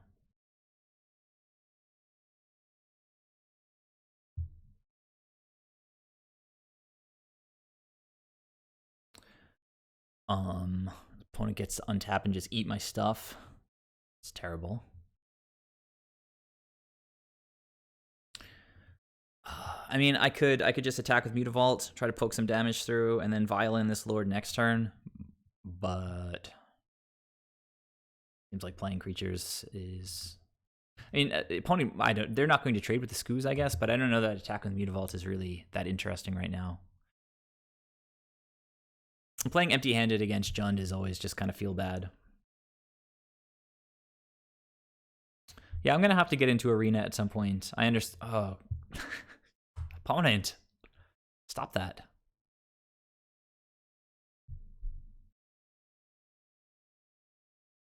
So yeah, now I really need like strings of Seas and Silvergills. I mean, a land for Lurrus would actually be pretty good too.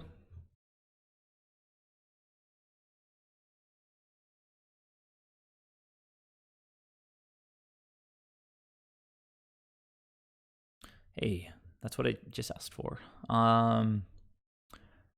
So I think I want to cut them back on green so they can't just chomp all my graveyard. Also black, double black they need for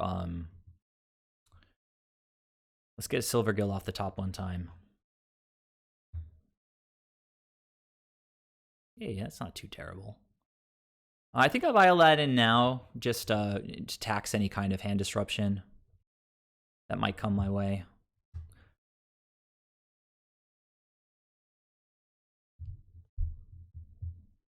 Bob's gonna start drawing even more cards.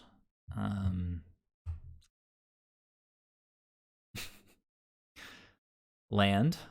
Not just any land, but a land that draws cards.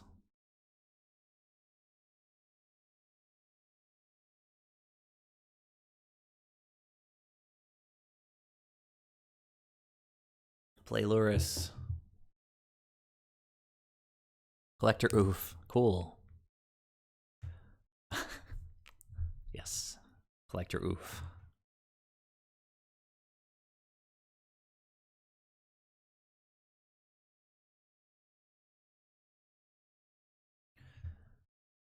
All right, so we need, I mean, Ether Vial is just out now. I guess Dismember wakes it up, but Dismember is also just kind of like not a very productive top deck. I guess, you know, Dismember is probably going to try to hit this Skoos before it goes bananas.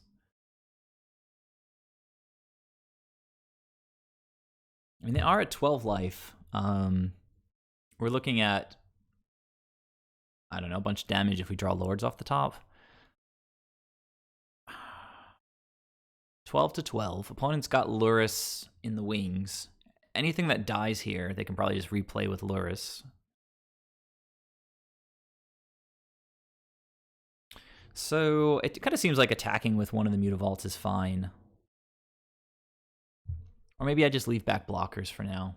I guess that's fine as well. Opponent's got access to 2 green with 2 creatures. It's going to be a 5/5.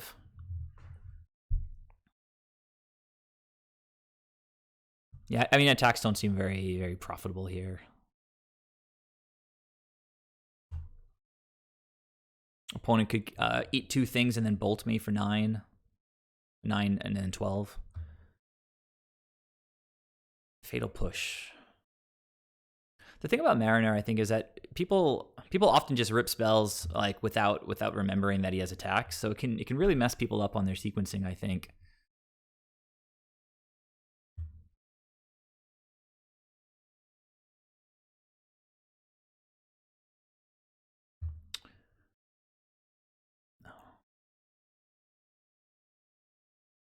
We're kind of seeing Mutavault screw our mana a little bit here. Like if we had drawn white, we could have played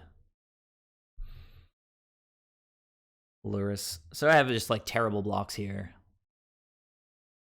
So I'm not going to block yet.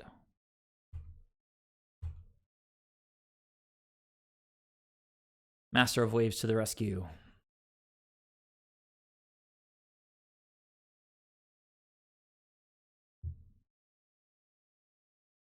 Collector Oof being good here is kind of annoying. Like, guys.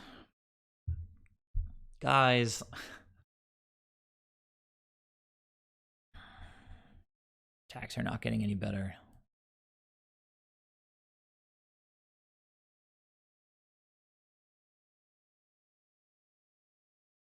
Guess I play this. All right, just gonna play fast. Finish out this match real quick. Jump into the next one.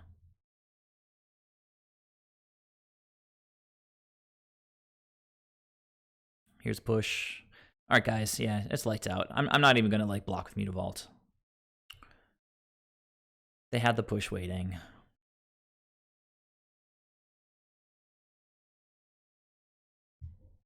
Opponent with the look what I had in my hand move. That's always cool.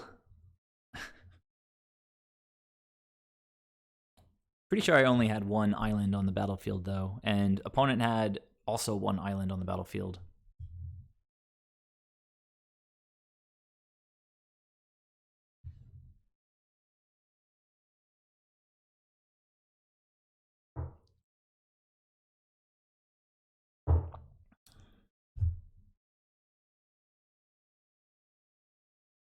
So if we're thinking about how the deck feels compared to non-Lurrus Merfolk, I have to say I can appreciate the power of Lurrus for lands. I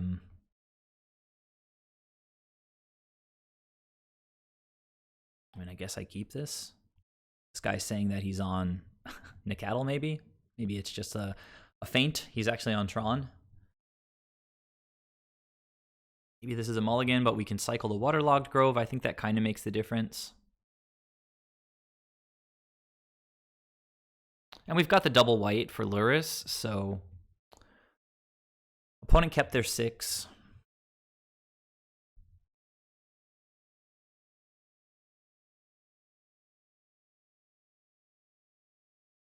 Probably just going to reveal Trickster.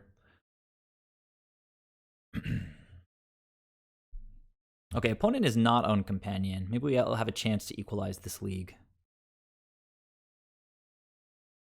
Hierarch. So that's going to be an upkeep Trickster. You get to bounce it with the Harbinger. Some combo action going. Combo Merfolks, extra Harbingers. Actually pretty good.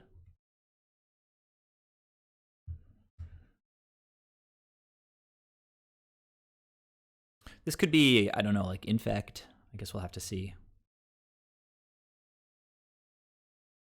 Hopefully, you know, on their mulligan, this makes their mana kind of hard this turn.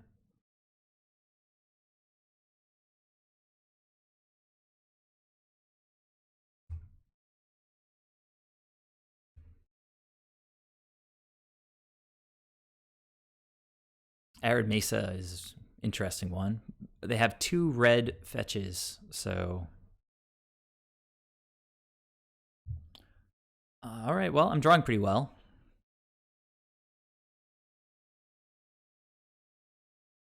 Maybe the plan, I guess, is just to lean with Merfolk, let a bunch of Merfolk get killed, and then play Lurrus.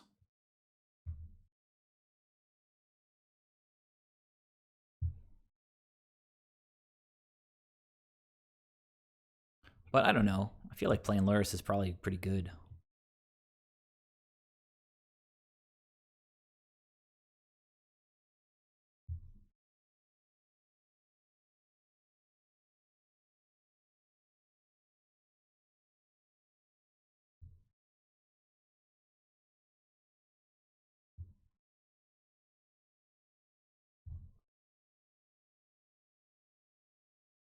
Opponent maybe with the Bolt on Lurrus or Path on Lurrus, or I guess we'll have to see.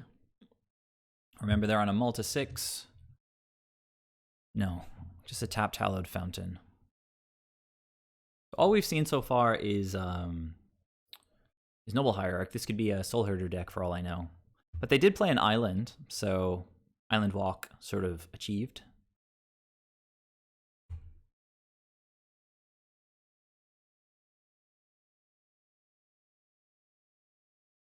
All right.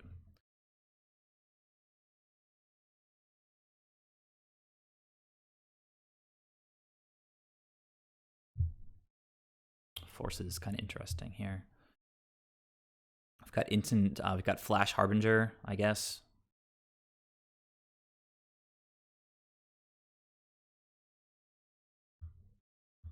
I think I can sort of afford to play around. Okay.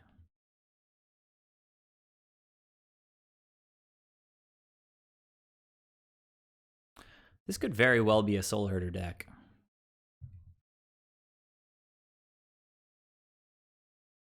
Opponent scooped at that point, so Lightning Helix's main deck Noble Hierarchs. I'm gonna think like they're not maining or potentially even boarding in any kind of Wraths. No idea what we're playing against. But we did see Astrolabes, we did see Hierarchs. So I have to think that bringing in Chalice on 1 could be good. Seems like probably a creature-based deck. Definitely green creatures. If it is Soul Herder, the graveyard can be relevant. Damping Sphere, I don't know. We can see a little bit more of what's going on in Game 2. Deprive is kind of bad on the draw. We know we can't bring in Ashiok. I think just bringing in these 4 based on what we saw is probably fine. We could probably trim some number of Cs, if not all of them. Probably just all of them, since the opponent's mana is fine with Astrolabes and Dorks. Although, honestly, all this counter magic seems bad against if it's like a pretty creature-heavy deck. So maybe the Cs are a little bit better. They are permanents that Lurrus can replay. I keep in 2 forces. I don't know about these Spell Pierces. I want to bring... I think I like Spreading Seas better than some of these counter spells. Again, we're not really sure what we're playing against. Soul Guide Lantern is probably better than Pierce. I mean, if we see a bunch of like Chord of Callings, we can bring in more counter magic. And if it is Soul Herder, that's all ETB, so like Echoing Truth is probably pretty bad.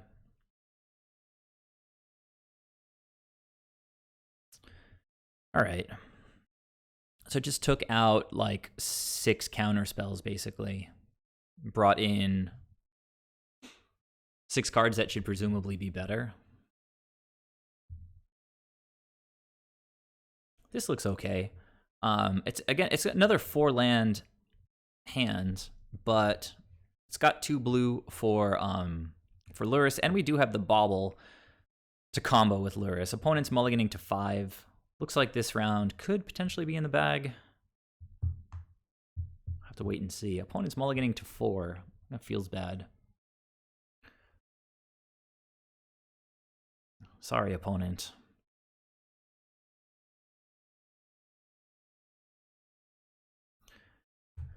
I don't want my opponents to mulligan to 4, but when they do, Spreading Seas is usually pretty good.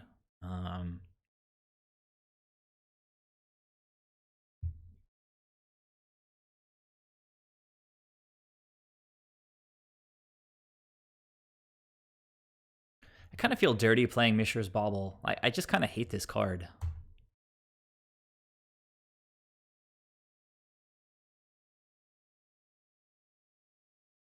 So opponent shuffles away the foothills, so we don't know that that's in their hand anymore. Probably could have just waited until after they crack their fetch, I guess. There's definitely some skill to playing Bauble optimally. 2 spreading seas against an opponent on a mulligan to 4. With Lurrus waiting in the wings.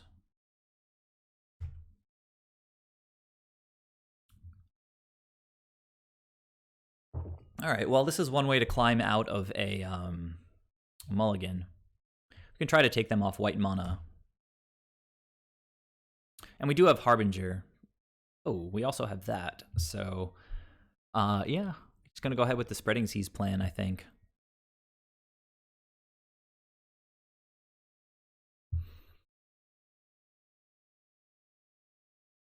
I mean, this is all pretty slow stuff that the opponent is doing.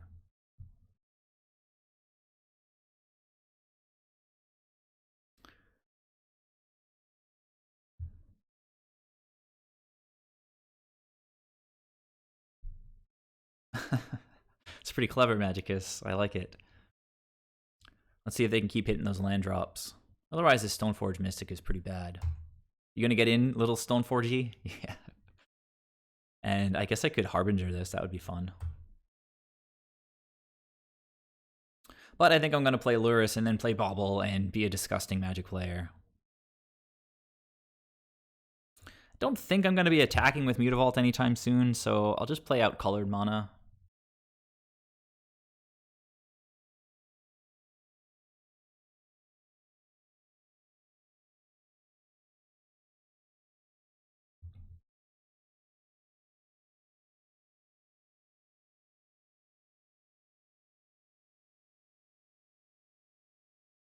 Okay, Icefang Coatl.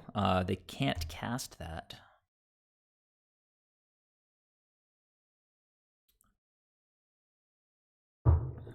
Opponent, I've got 8 cards in my hand. And opponent just scooped. Like, mulliganing to 4 is really bad, particularly when you're playing against like infinite cards. All right, so as with last week, I think we went into the last round 2-2. We're playing broken cards, so we should have a pretty good chance to go positive in this league. Gonna run to the bathroom and then we'll come back and finish the league.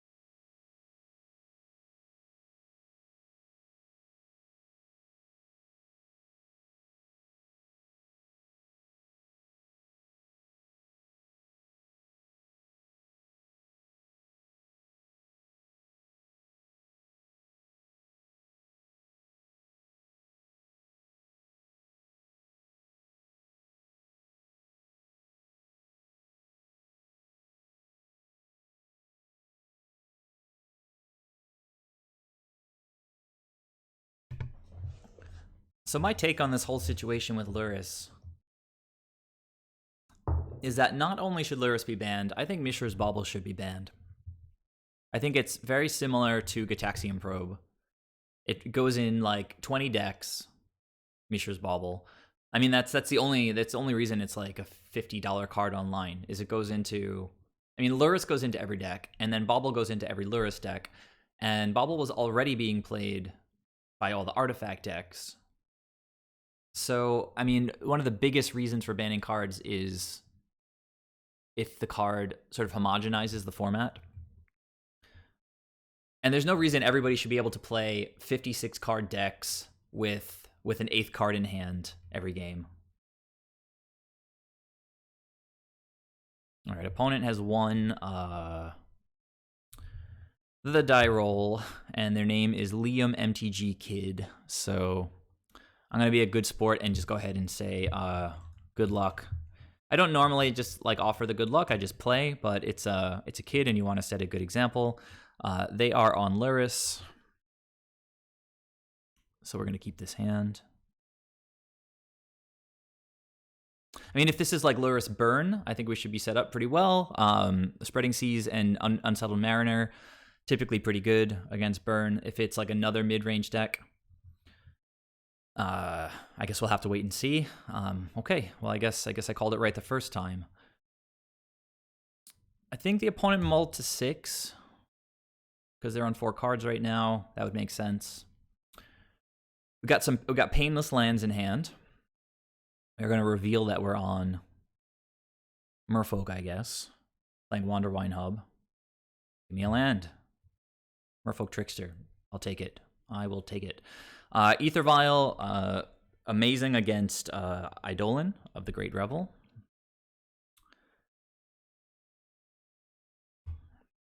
So let's see if we can hang in there. And we'll have to see like what kind of opponent knows about the Trickster, so I'll just reveal the Trickster. We'll have to see what kind of hand, what kind of mulligan to 6 the opponent kept. If it's a 1 land mull to 6, then we'll deploy Seas. If it's not, it's a 2-lander. So Seas is probably going to take a back seat to all these creatures in my hand. Hopefully this is Eidolon because we really don't care about it. Oh no, this is like one of the hands that can pretty easily beat us, I think. Just, oh my goodness. Oh my goodness. Like, we really wanted it to be spell heavy with Mariner in hand. Okay, well, the Trickster could hopefully hold some of this back. This is a pretty sick hand from the opponent. Opponent did not return my good luck, so it's a little bit annoying, but whatever. Yeah. I'm just gonna try to slow down their creatures. Next turn we can deploy. They have more creatures.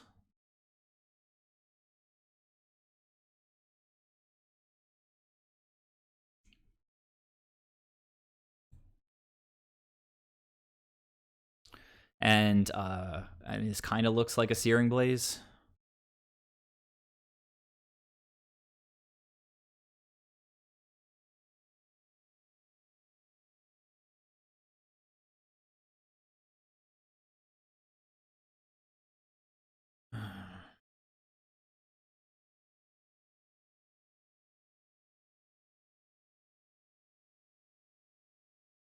And if we were on the play this game, this would be really, really different. Like if I had Ether Vial up right now,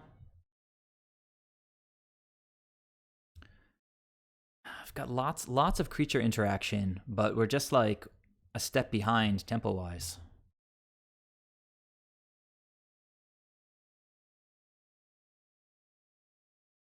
Just doing what we can. Opponent on turn 3, they have not played a 3rd land yet. I mean, this is, what are they doing? Okay, Boros charming me. And then I'm down to 7. 2 cards left in hand. They know about the Harbinger. Honestly, I think Mariner is probably necessary at this point. Well, maybe not, honestly. They're sitting on 2 cards. We know they have to be spells. We can still just Trickster and then like Harbinger, I guess.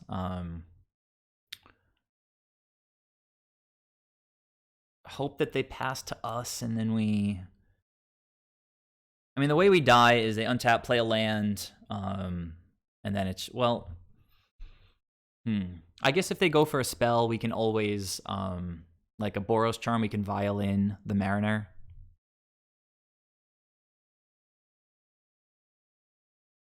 But just playing Mariner to the board right now doesn't seem optimal.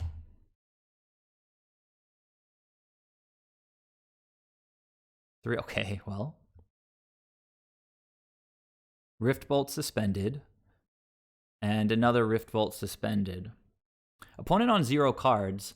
I think I could just probably eat both of their creatures here, maybe.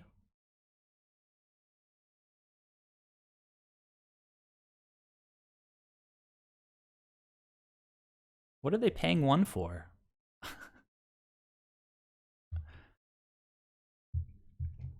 They can't attack, right? Just what? Harbinger. Okay, so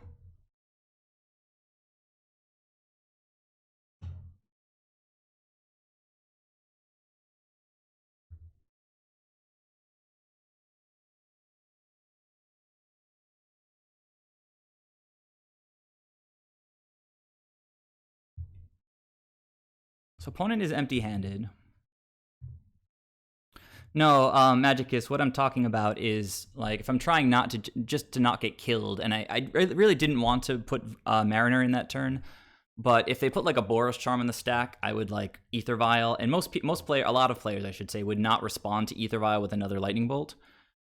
Like, they would just let the Ether Vial resolve, like, okay, play your stupid Merfolk, and then I'd get Mariner into the battlefield to prevent, like, a lethal Lightning Bolt. Just trying to be a little bit tricky. So a white land would be pretty good here. Or any land, really, right? So I think now getting Mariner down is obviously good. They're going to have to pay for those Rift Bolts. And then Harbinger just bounce this Swift Spear when the time comes. Because if I can get Lurrus, I mean, online in this matchup, it's the lifelink can just sort of take me to the promised land.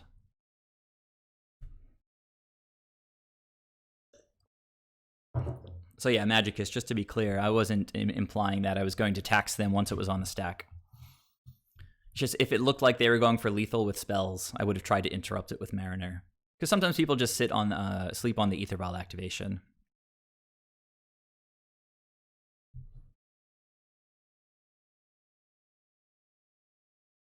So hang on just a second here. They are going to untap and pay 2 mana to resolve these Rift Bolts, which means any spell that they rip off the top, they can't cast, unless it's a creature. So if I put down a Lord right now, I swing for 7, untap, and it should be GG. They go to 10, and then I should have, unless they just leave back blocks, in which case I can just... So if I attack for 5 now, they go to 12. If we bring in Harbinger right now to bounce the Swift Spear, they just play it back, and then they have a blocker anyway. I feel like just getting an extra Lord down here makes the most sense. I mean, if they just play like a Goblin Guide or a Swift Spear, I'm going to have 2 bodies on the battlefield to block anyway. And remember that they do have to pay for the Rift Bolts that are getting suspended. That's true, I got the Seize in hand.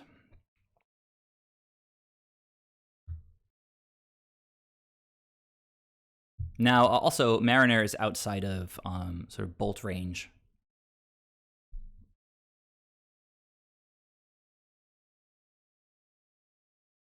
Okay, they pay.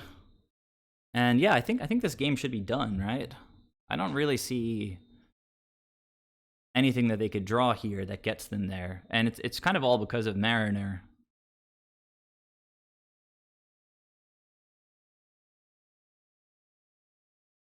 I mean, they could if they draw something, cast it, it gets countered by Mariner. The Swift Spear becomes a 4/5, forces a block, but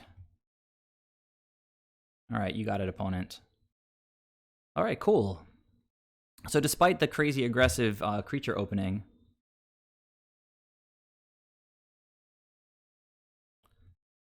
we managed to stabilize with all our creature, our tempo bears.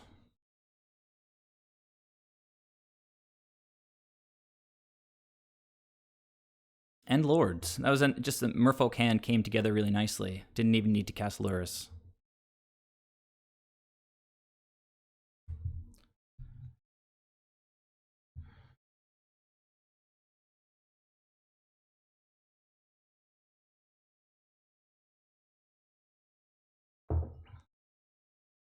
All right. Up a game. So remember, can't bring in Ashiok. I really don't think I have very much that's good against Burn apart from... Oh wait, the Chalice. This is a great Chalice matchup. On the draw, it's a little bit worse, I guess. So maybe I should just look to bring in Chalice on the play, but let's think about what I might want to sideboard out. On the draw, Spreading Seas is a little bit slow.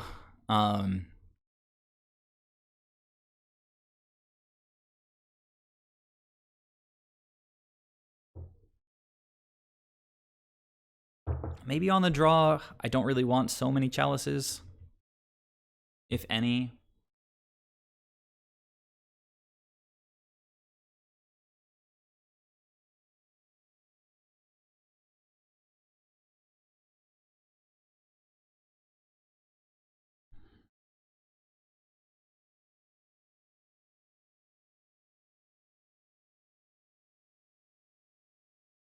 Could probably just trim all the C's on the draw and try to leave in chalices.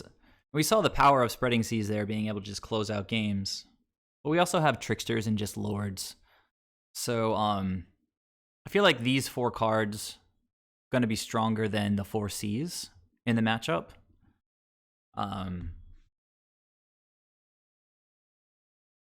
Certainly on the draw, I think.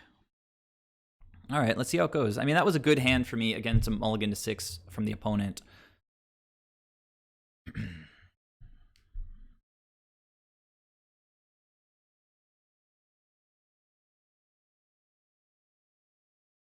But that was a pretty bonkers mulligan to 6. They made a pretty ill-advised attack with their Goblin Guide in the middle of the game. I mean, they knew I had tricksters. They have to had assumed that I had some number of lords in hand, because I think I had like seven cards in hand at that point. Blah. Blah. All right, opponent's mulliganing too, so. All right, we've got the lands for Lurrus. I think this is a keep, and we ship the slightly painful land. Even though that land can draw another card. Sequencing is going to be like, I guess, Wanderwine, Lord, Lurrus. I mean, we're going to draw more lands, right? So I feel like I'm going to keep this Embodiment Island, and we probably won't have to use the Waterlogged Grove for mana. If the game goes long-ish, we can always just cycle it.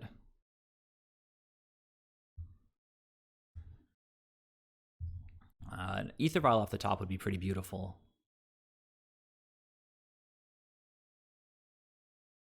Hey, sometimes a deck listens.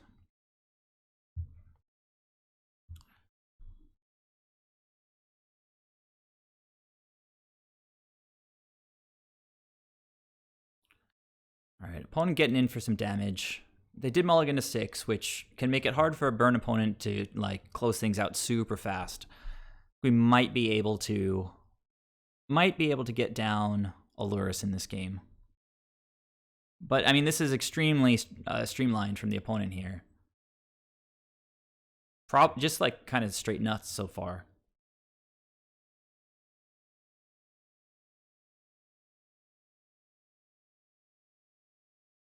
Like, if the other 2 cards in their hand are, like, Bolt.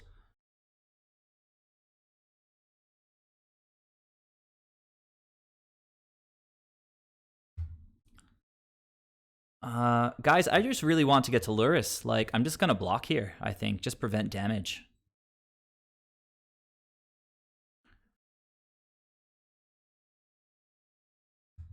Like, I know it's just like a...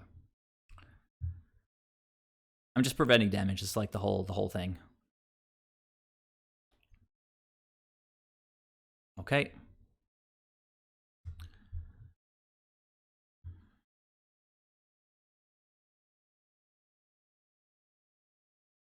Trickster was a good one there.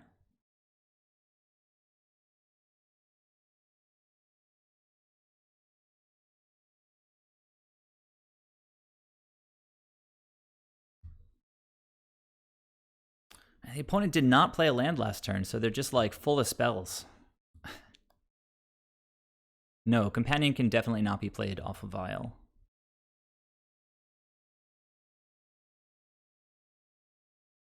You can only cast it. Opponent bolting my Lurrus. Oh, Rift Bolt. Rift Bolt. Attack opponent. And gain some life.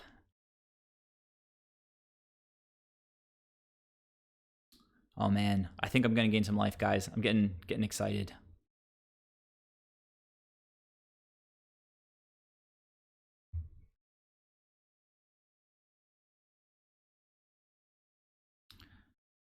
Hey Swizzy, by the way, welcome to the stream. You're just catching the tail end of the league. Looks like things are going well. If the opponent doesn't have the bolt here, come on, get us there. Life gain, Mr. Lurrus, take us home. Yes, yes. All right, now we've got this force. We've got a trickster. We can crack this waterlogged grove. Yeah, just pass the turn.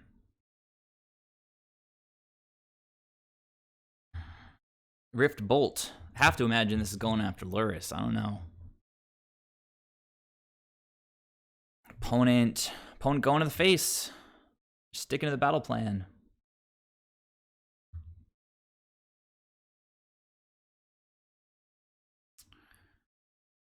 Are they going to cycle that canyon? What's happening here? Skewer. Skewer is going to be fine. You know what? I mean, I might as well just counter this, right? It's totally possible they just have another land in hand. And then we just tap the Swift Spear.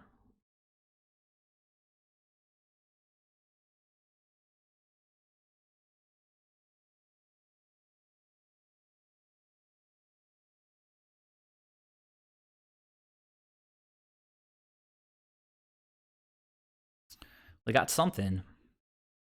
Where? Huh.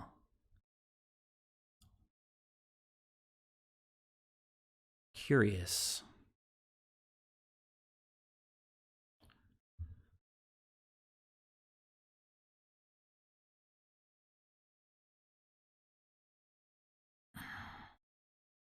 All right. Opponent has potentially scooped. They scooped. All right, guys. We managed to scrape out a 3-2 playing the most broken card in Modern. I feel proud of myself. Are you guys proud of me?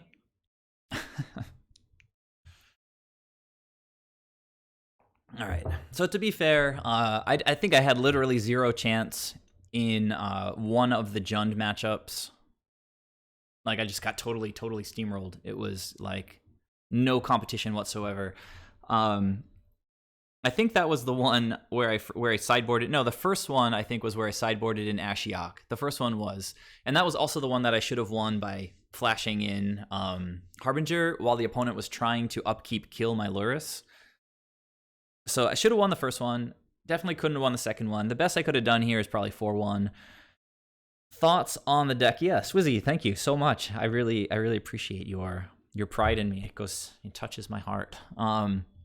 Anyhow, I don't know, like, winning Magic games is not unfun. I enjoy winning games of Magic. But I don't know, I kind of have to say, and I think I already said it this evening, that I never really enjoyed playing like the most busted cards just like to win the most. I do have a pretty spiky outlook in the sense that like I really try to make every single correct decision possible, and I like to think that I make few misplays. I mean, in the whole league, I think I can say that I like objectively made like two kind of punts, which is kind of a lot, but across 5 matches, you know, you're always learning. There's the first time I played with Lurrus, and both mistakes involved Lurrus. One was not casting. I made 3 mistakes. I missed casting Bauble 1 turn in the first match. So all 3 mistakes had to do with Lurrus.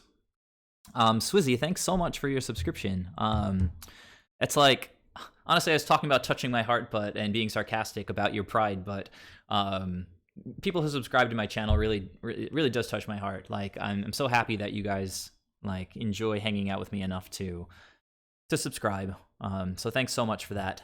So anyhow, I'm not a spike in the sense that I want to just jam all the best cards just to win as many matches as possible, get my like berth to the Pro Tour, all that stuff, you know? Like, I want to win, but I've been a Merfolk pilot for, I don't even know, like, it's got to be more than 5 years at this point. I think it's like 400 or 500 videos on my YouTube channel at this point. And, you know, we just want the deck to do well. And so I'm in a weird place with Lurrus because it's not a Merfolk. You know, it feels very similar to just running Oko when Oko was legal. Did you guys notice like there's a little Lurrus cub in the art? Like, that's like the one redeeming feature. This little cubby right here. Maybe you can't see because of my sidebar. Let me zoom in again. It's pretty awesome. It's even got some like a little smoke like haircut. I love it. So anyhow, what's the deal with Lurrus and Merfolk? Like I heard Magicus earlier said he's been bouncing back and forth between Urian and Lurrus with Merfolk, just sort of testing it out. Bauble when I got it down with Lurrus, it felt so unfair. Like it just doesn't feel like it should be Leary, son of Lurrus. Yes. I don't know. As I said, like the thing that would make me happiest right now with Modern, and even more than even more than being a Merfolk player, I'm a Modern player. Like I've been playing Modern since I got back into Magic. My friends and I, when we were just like buying a box of Return to Ravnica to like do a silly draft when none of us knew like what drafting was, we just randomly chose kind of like a format to try. We didn't know what formats were. We just kind of vaguely understood that they kind of limited the card pool. So we chose Modern, right? And so one friend built a mono blue Tron deck. I played like Birthing Pod with Abyssal Persecutor. For those of you guys who don't know about Abyssal Persecutor, I'm about to blow your minds.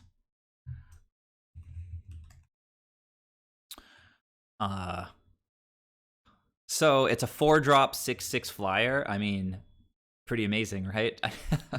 And but you can't win the game, right? But Birthing Pod would let you sacrifice this guy to get an even better creature, and then you could win the game because Abyssal Persecutor had presumably done his job of just like punching people in the face enough times in the air. Note that Abyssal Persecutor is actually holding the Doomblade. He's got the Doomblade in his hand. Yeah. So anyhow, Abyssal Persecutor, like you play a Kitchen Finks, and then you Birthing Pod into Abyssal Persecutor, and it's pretty much game over, like... Then I learned about all these broken infinite combos with Birthing Pod. I don't know. I played a bunch of aristocrat-y type stuff before Aristocrats was even really like a thing in Modern, or even Magic. I don't think people had come up with that yet. Although I guess it must have come around right around when I started, because I think that Cartel Aristocrat was Return to Ravnica. So that was like the OG Aristocrat, I think. Yeah, it's the Doomblade, I think. I don't know anything about lore as far as Magic goes, and I think that's like the dorkiest stuff. Look, if you're into Magic lore, that's awesome. I'm glad that you have like an extra source of happiness in your life. But like, it's so silly. It's like every day, like they just sit there coming up with new names like Gargathon, Gargathon Slade, Narnalel, and they walked through the Magic Forest and found the hidden legendary blade. Like, not for me, the lore, but I have to say, like, I've been a Modern player since the beginning, and I went through like the all right, like Treasure Cruise, Dig Through Time, Splinter Twin, Birthing Pod, like everything, like I was around in Modern when Merfolk was tier 1, believe it or not. Like people on Reddit and random other online forums like to crap on Merfolk. But man, like if you bring islands into the format and they're all over the place and you're trying to cast Dig Through Time, like Merfolk's going to be tier 1, and it was. So anyhow, the point is, all I want is for Merfolk to be a good deck. I want it to be the best deck it can be. And unfortunately for the time being, it seems like Lurrus is kind of necessary for that to be the case, like to be as good as it can be. The cards are broken. I want them to both be banned, but as long as I can keep borrowing these Mishra's baubles from Shark, thanks again to Shark. Good looking out on letting me borrow these baubles for this stream. I will probably keep running back Lurrus a little bit.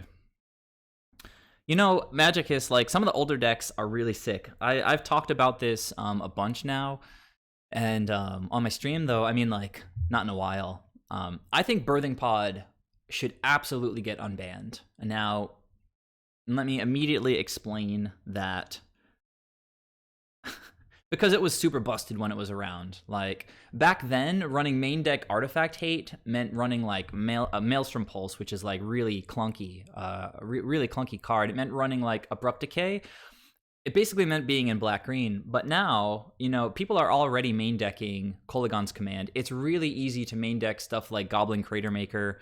But Crater Maker doesn't hit Birthing Pod because it's green, actually.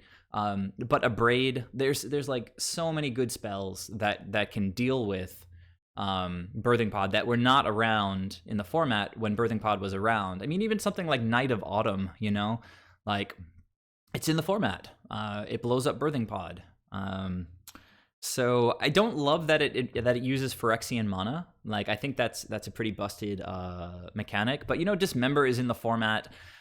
I think Birthing Pod can get unbanned. I don't want Splinter Twin to be unbanned because I just remember playing against Splinter Twin, and even though Merfolk had a good matchup against Splinter Twin, I think Splinter Twin is just fundamentally unfun. That's my position. Like, I love that it homogenized the format, so there was an excuse to ban it. But I mean, based on power level now, there's really not any case to be made for banning Splinter Twin, I think. But I just hate like sitting across from it. It's so stupid. It's like, okay, pass the turn. Turn 2, play a creature. They remand it. They untap. They pass the turn. You play a creature. They cast Deceiver Exarch. They tap your blue mana. They untap, they cast Splinter Twin. Although, to be fair, it could be completely different with Force of Negation in the format now.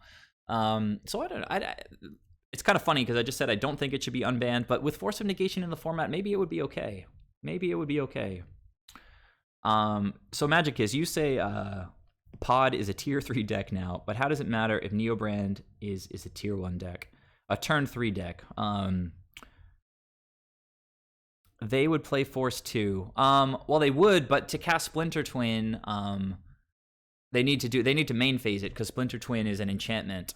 So Force doesn't help them nearly as much as it helps their opponents.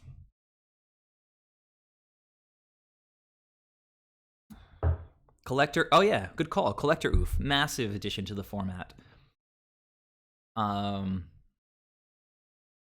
So I'm sorry, Magicus, just to understand what you're saying, you think it's unbannable in the sense that...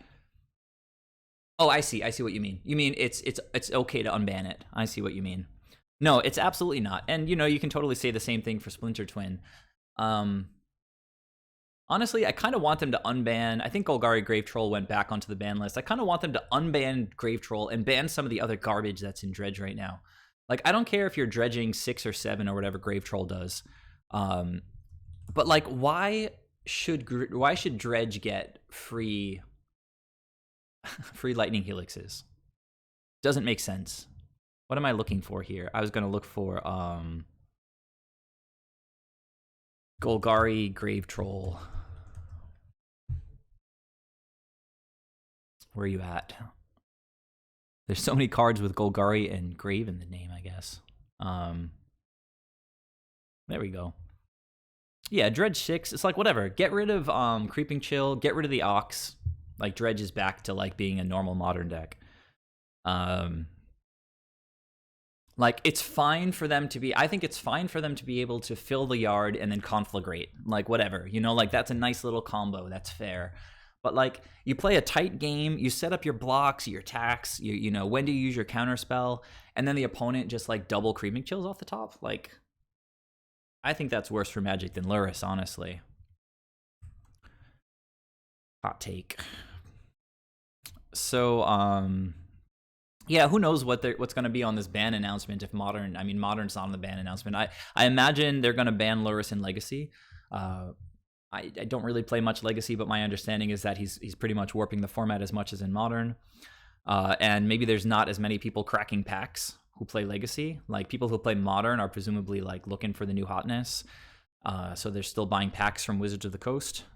So keeping Lurrus in the format for another month, 2 months, makes Wizards a lot more money. It's just so sad that we can be what's the word, cynical like that, and just, you know, it's not even cynicism because it's just so obvious, so like bald-faced, like obvious. Anyhow, Mariner continues to shine, I think. The only place it was bad was like when it's a top deck and the opponent has like 18 lands. And then they can just fatal push it. Like, Playing against Lurrus Jund tonight felt pretty rough.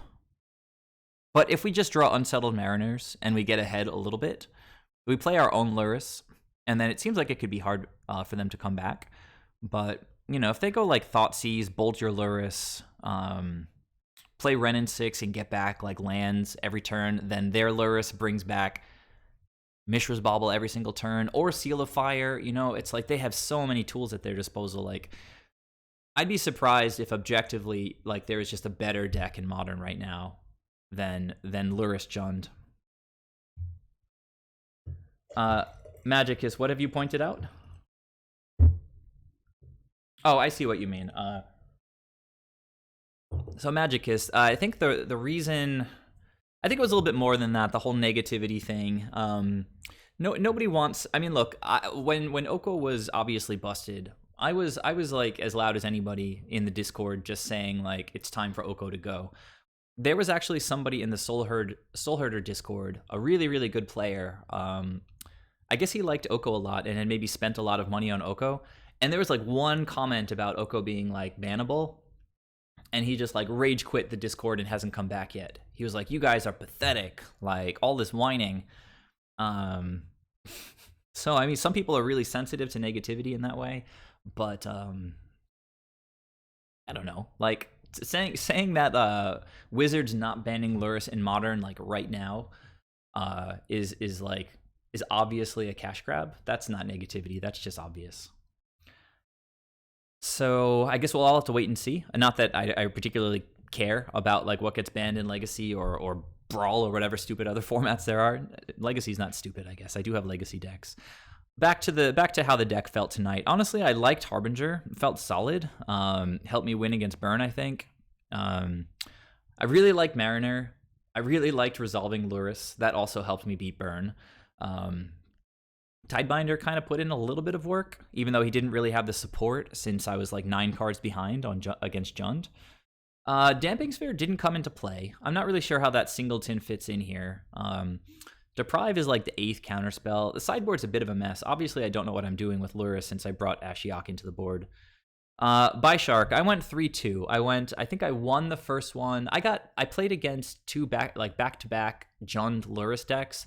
One of them I punted because they went to kill my Lurrus on upkeep. On my upkeep, I had like 5 mana. My draw step. I had drawn a Lord, which I could Ether Vial in, and then I had no cards left in hand. The only creature in my graveyard was Harbinger, but I had enough mana to cast it in response to removal on the Lurrus. But I was like talking to chat, and I was like laughing about Lurrus or something, and I let the removal on Lurrus resolve, and then I couldn't flash in my Harbinger during the sort of draw step. And if I had done that, I would have had enough bodies to just like sort of attack past them, because I had like 4 Lords. So I punted one game against Jund, but the other game I got steamrolled. I was just saying that I think Lurrus Jund has to be the best deck in Modern right now. It's just it can generate so much card advantage, and the recurring removal with Seal of Fire is just such another like powerful angle of attack beyond the card advantage aspect. So anyhow, by Shark, yes, I went 3-2. Could have gone 4-1 pretty easily, except for that one misstep, which ended up being like massive, not casting Harbinger from the sideboard, and not from the graveyard. So I mean, I am happy that I didn't that I cashed the league, basically, that I got a treasure chest and my entry back, but the deck can do better. By Shark, as far as how I feel about Lurrus and Merfolk, I think we need to be playing Lurrus right now if we want to play like the most competitive build of Merfolk. So as long as you're willing to sort of let me borrow the baubles, if you're not on them, I'll keep running this version of the deck.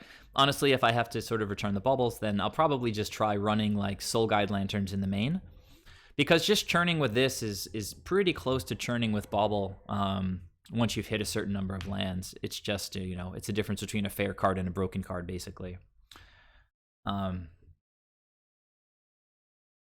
Swizzy, that's really the point. That's very well said. You have to play the card if you want to compete. So I mean, who did we beat? We beat Burn, we beat Electro Dominance pretty easily. Burn, Electro Dominance, we lost to Jund twice. And then there was one other deck in there somewhere that I beat. I guess I could go to the replay, but you guys probably remember. You guys have good memories. Just trying to think about sideboarding here. And we beat Burn and Electro Dominance. Lost to Jund. What else was there? So confused.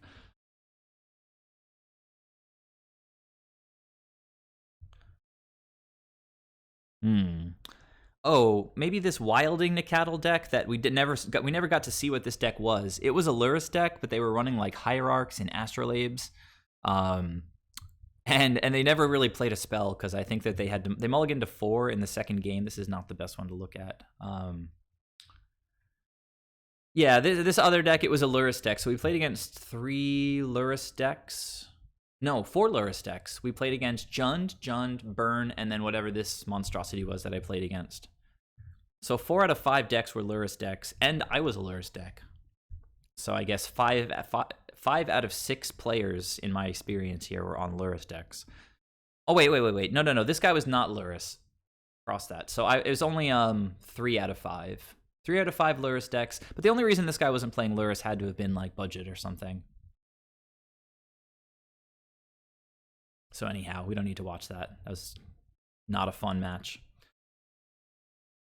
What are you guys saying? Would Chalice main be good against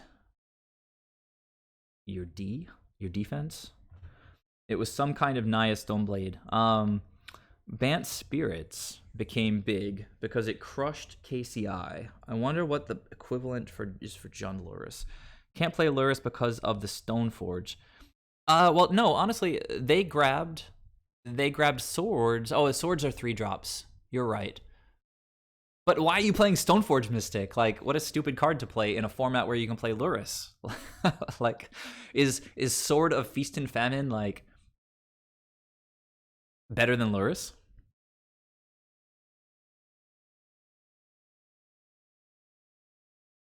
Honestly, like, I have never played a deck.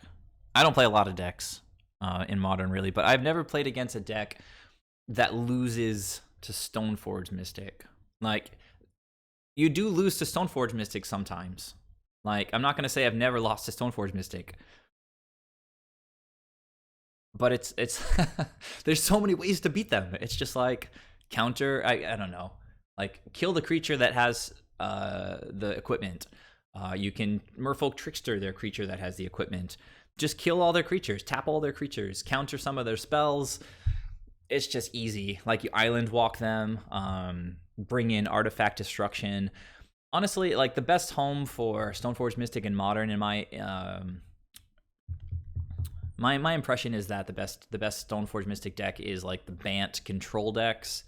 I guess you Snow Control, Bant Snow Control, where they just lock you out with like Mystic Sanctuary and Cryptic and Jace and both Teferis, and then they just happen to have a Stoneforge Mystic in the deck.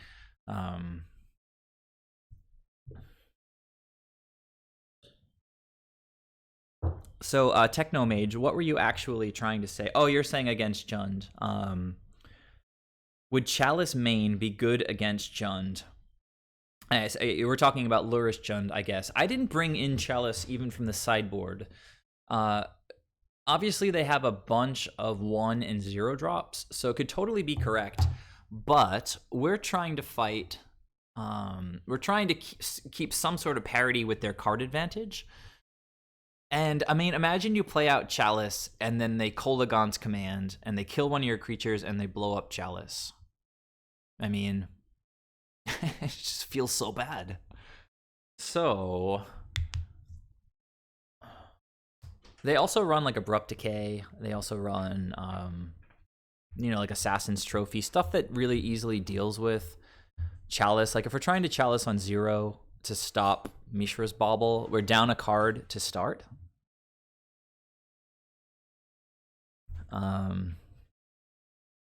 So anyhow, guys, fun stream. I really like the deck. It feels like it's absolutely been powered up by the addition of Lurrus. Like, The mana felt fine. Mutavault did not get in for much damage in this league, so I could totally see trimming Mutavault to go up. I don't know, like a fetch, I guess, to give me more access to white mana to grab that Hallowed Fountain, or maybe just the second Hallowed Fountain. But anyhow, like replacing a Mutavault with another white source seems like it could be good. We've always, I mean, it's so weird that Merfolk is not just jamming for Mutavaults. But the reason it's not is that nobody's playing mono blue right now anymore. I tried to when I returned to Merfolk, but apparently it's just not the best build right now. I mean, adding white for Mariner, you could add black for Lurrus, and then get things like Unearth, and then obviously like Fatal Push and Thoughtseize and stuff like that. But mono blue just doesn't really seem to have much going for it since mana is so good in Modern. Like this is a pretty painless mana base. Yeah, and blue green is also, I think, currently stronger than mono blue for the meta. So when you're running multiple colors, that's when Mutavault starts to become a bit of a pain in the butt. Now, if Wizards started printing some cool mono blue Merfolk again, I could absolutely see just an immediate return to 4 Mutavaults, very simplified mana base. People are playing stuff like Boil right now because of Dryad of the Elysian Grove. Like when your Titan opponent plays Dryad and then you play Boil, it blows up all their lands. Because they're all islands. So Boil is like unfortunate tech in Modern right now since Dryad exists. That's another card that I think could get banned. Probably not, but I don't know. I kind of hate it. Like, why did they need to make like an extremely efficient body that not only does what Prismatic Omen does, but also lets you play extra lands on your turn? It's like so unfair. So yeah, anyhow, Boil's in the format. So mono blue Merfolk, we'd probably unfortunately have to do like the classic thing of playing like enough islands to not get Blood Mooned out of a game, but also enough non-basic blue sources to not get boiled out of a game. I've also seen Choke. I think I saw Choke like yesterday. Some Jundish deck tried to choke my Soul Herder deck, and I literally had like 12 lands on the battlefield with like 3 Astrolabes, and they like locked down 2 of my islands. It's like, opponent bringing the heat. So anyhow, I really would love to go back to mono blue Merfolk, but for the time being, Unsettled Mariner is a really fun Magic card. It taxes like stuff in really interesting situations like Thoughtseize and Grape Shot, and even Mishra's Bauble targets. So, you know, people have to pay to cast Mishra's Bauble. So Mariner, in a sense, really sort of makes Bauble a little bit more fair. The problem is that like it's usually not enough, right? Because the opponent's just drawing cards and drawing cards and drawing cards. Having a good time with Mariner and doing what I can, I guess, for the time being. So unless you guys have any other questions or comments about the deck and the format and Lurrus or banning or unbanning, I'm just about ready to sign off. Looks like most of you guys joined me like later in the stream tonight. For like the first 2 rounds, there was like 1 person watching. It's like this one guy leaving all these comments. This guy Fruit Kid that I haven't seen on the stream before. But Merfolk is gonna be my regular Wednesday night stream, 8 p.m. Eastern time. If you guys are not following my stream, I'd really appreciate it if you could do that. You'll get notified whenever I start a stream. And I'm trying to build up to a position where I could get some kind of small sponsorship so that I won't have to like go to the Merfolk community to borrow cards. And every follow that I get just makes me a little bit more established and reputable as a streamer. Thanks again to Swizzy. Big ups for the subscription. It's a big deal for me, honestly, right now. I'm trying to build the channel up, and got precious few subscribers right now. For those of you guys who are not subscribed, if you don't know, if you have Amazon Prime, you get a free subscription to 1 Twitch channel per month. So if you haven't been using your free subscription, you can link your Amazon Prime account to your Twitch Prime account, and your Twitch account will become a Twitch Prime account. Then you get a free subscription. It helps me out because it gives me a couple bucks each month. And again, it just makes the channel a bit more established. We're just going to keep trying to grow, keep trying to put Merfolk on the map. And thanks again, guys. I'll see you maybe this weekend, but if not, then definitely on Monday with some Soul Herder. And then again on Wednesday with Merfolk again. And it'll probably be pretty close to this list. So a lot of fun tonight. I'll see you guys next time.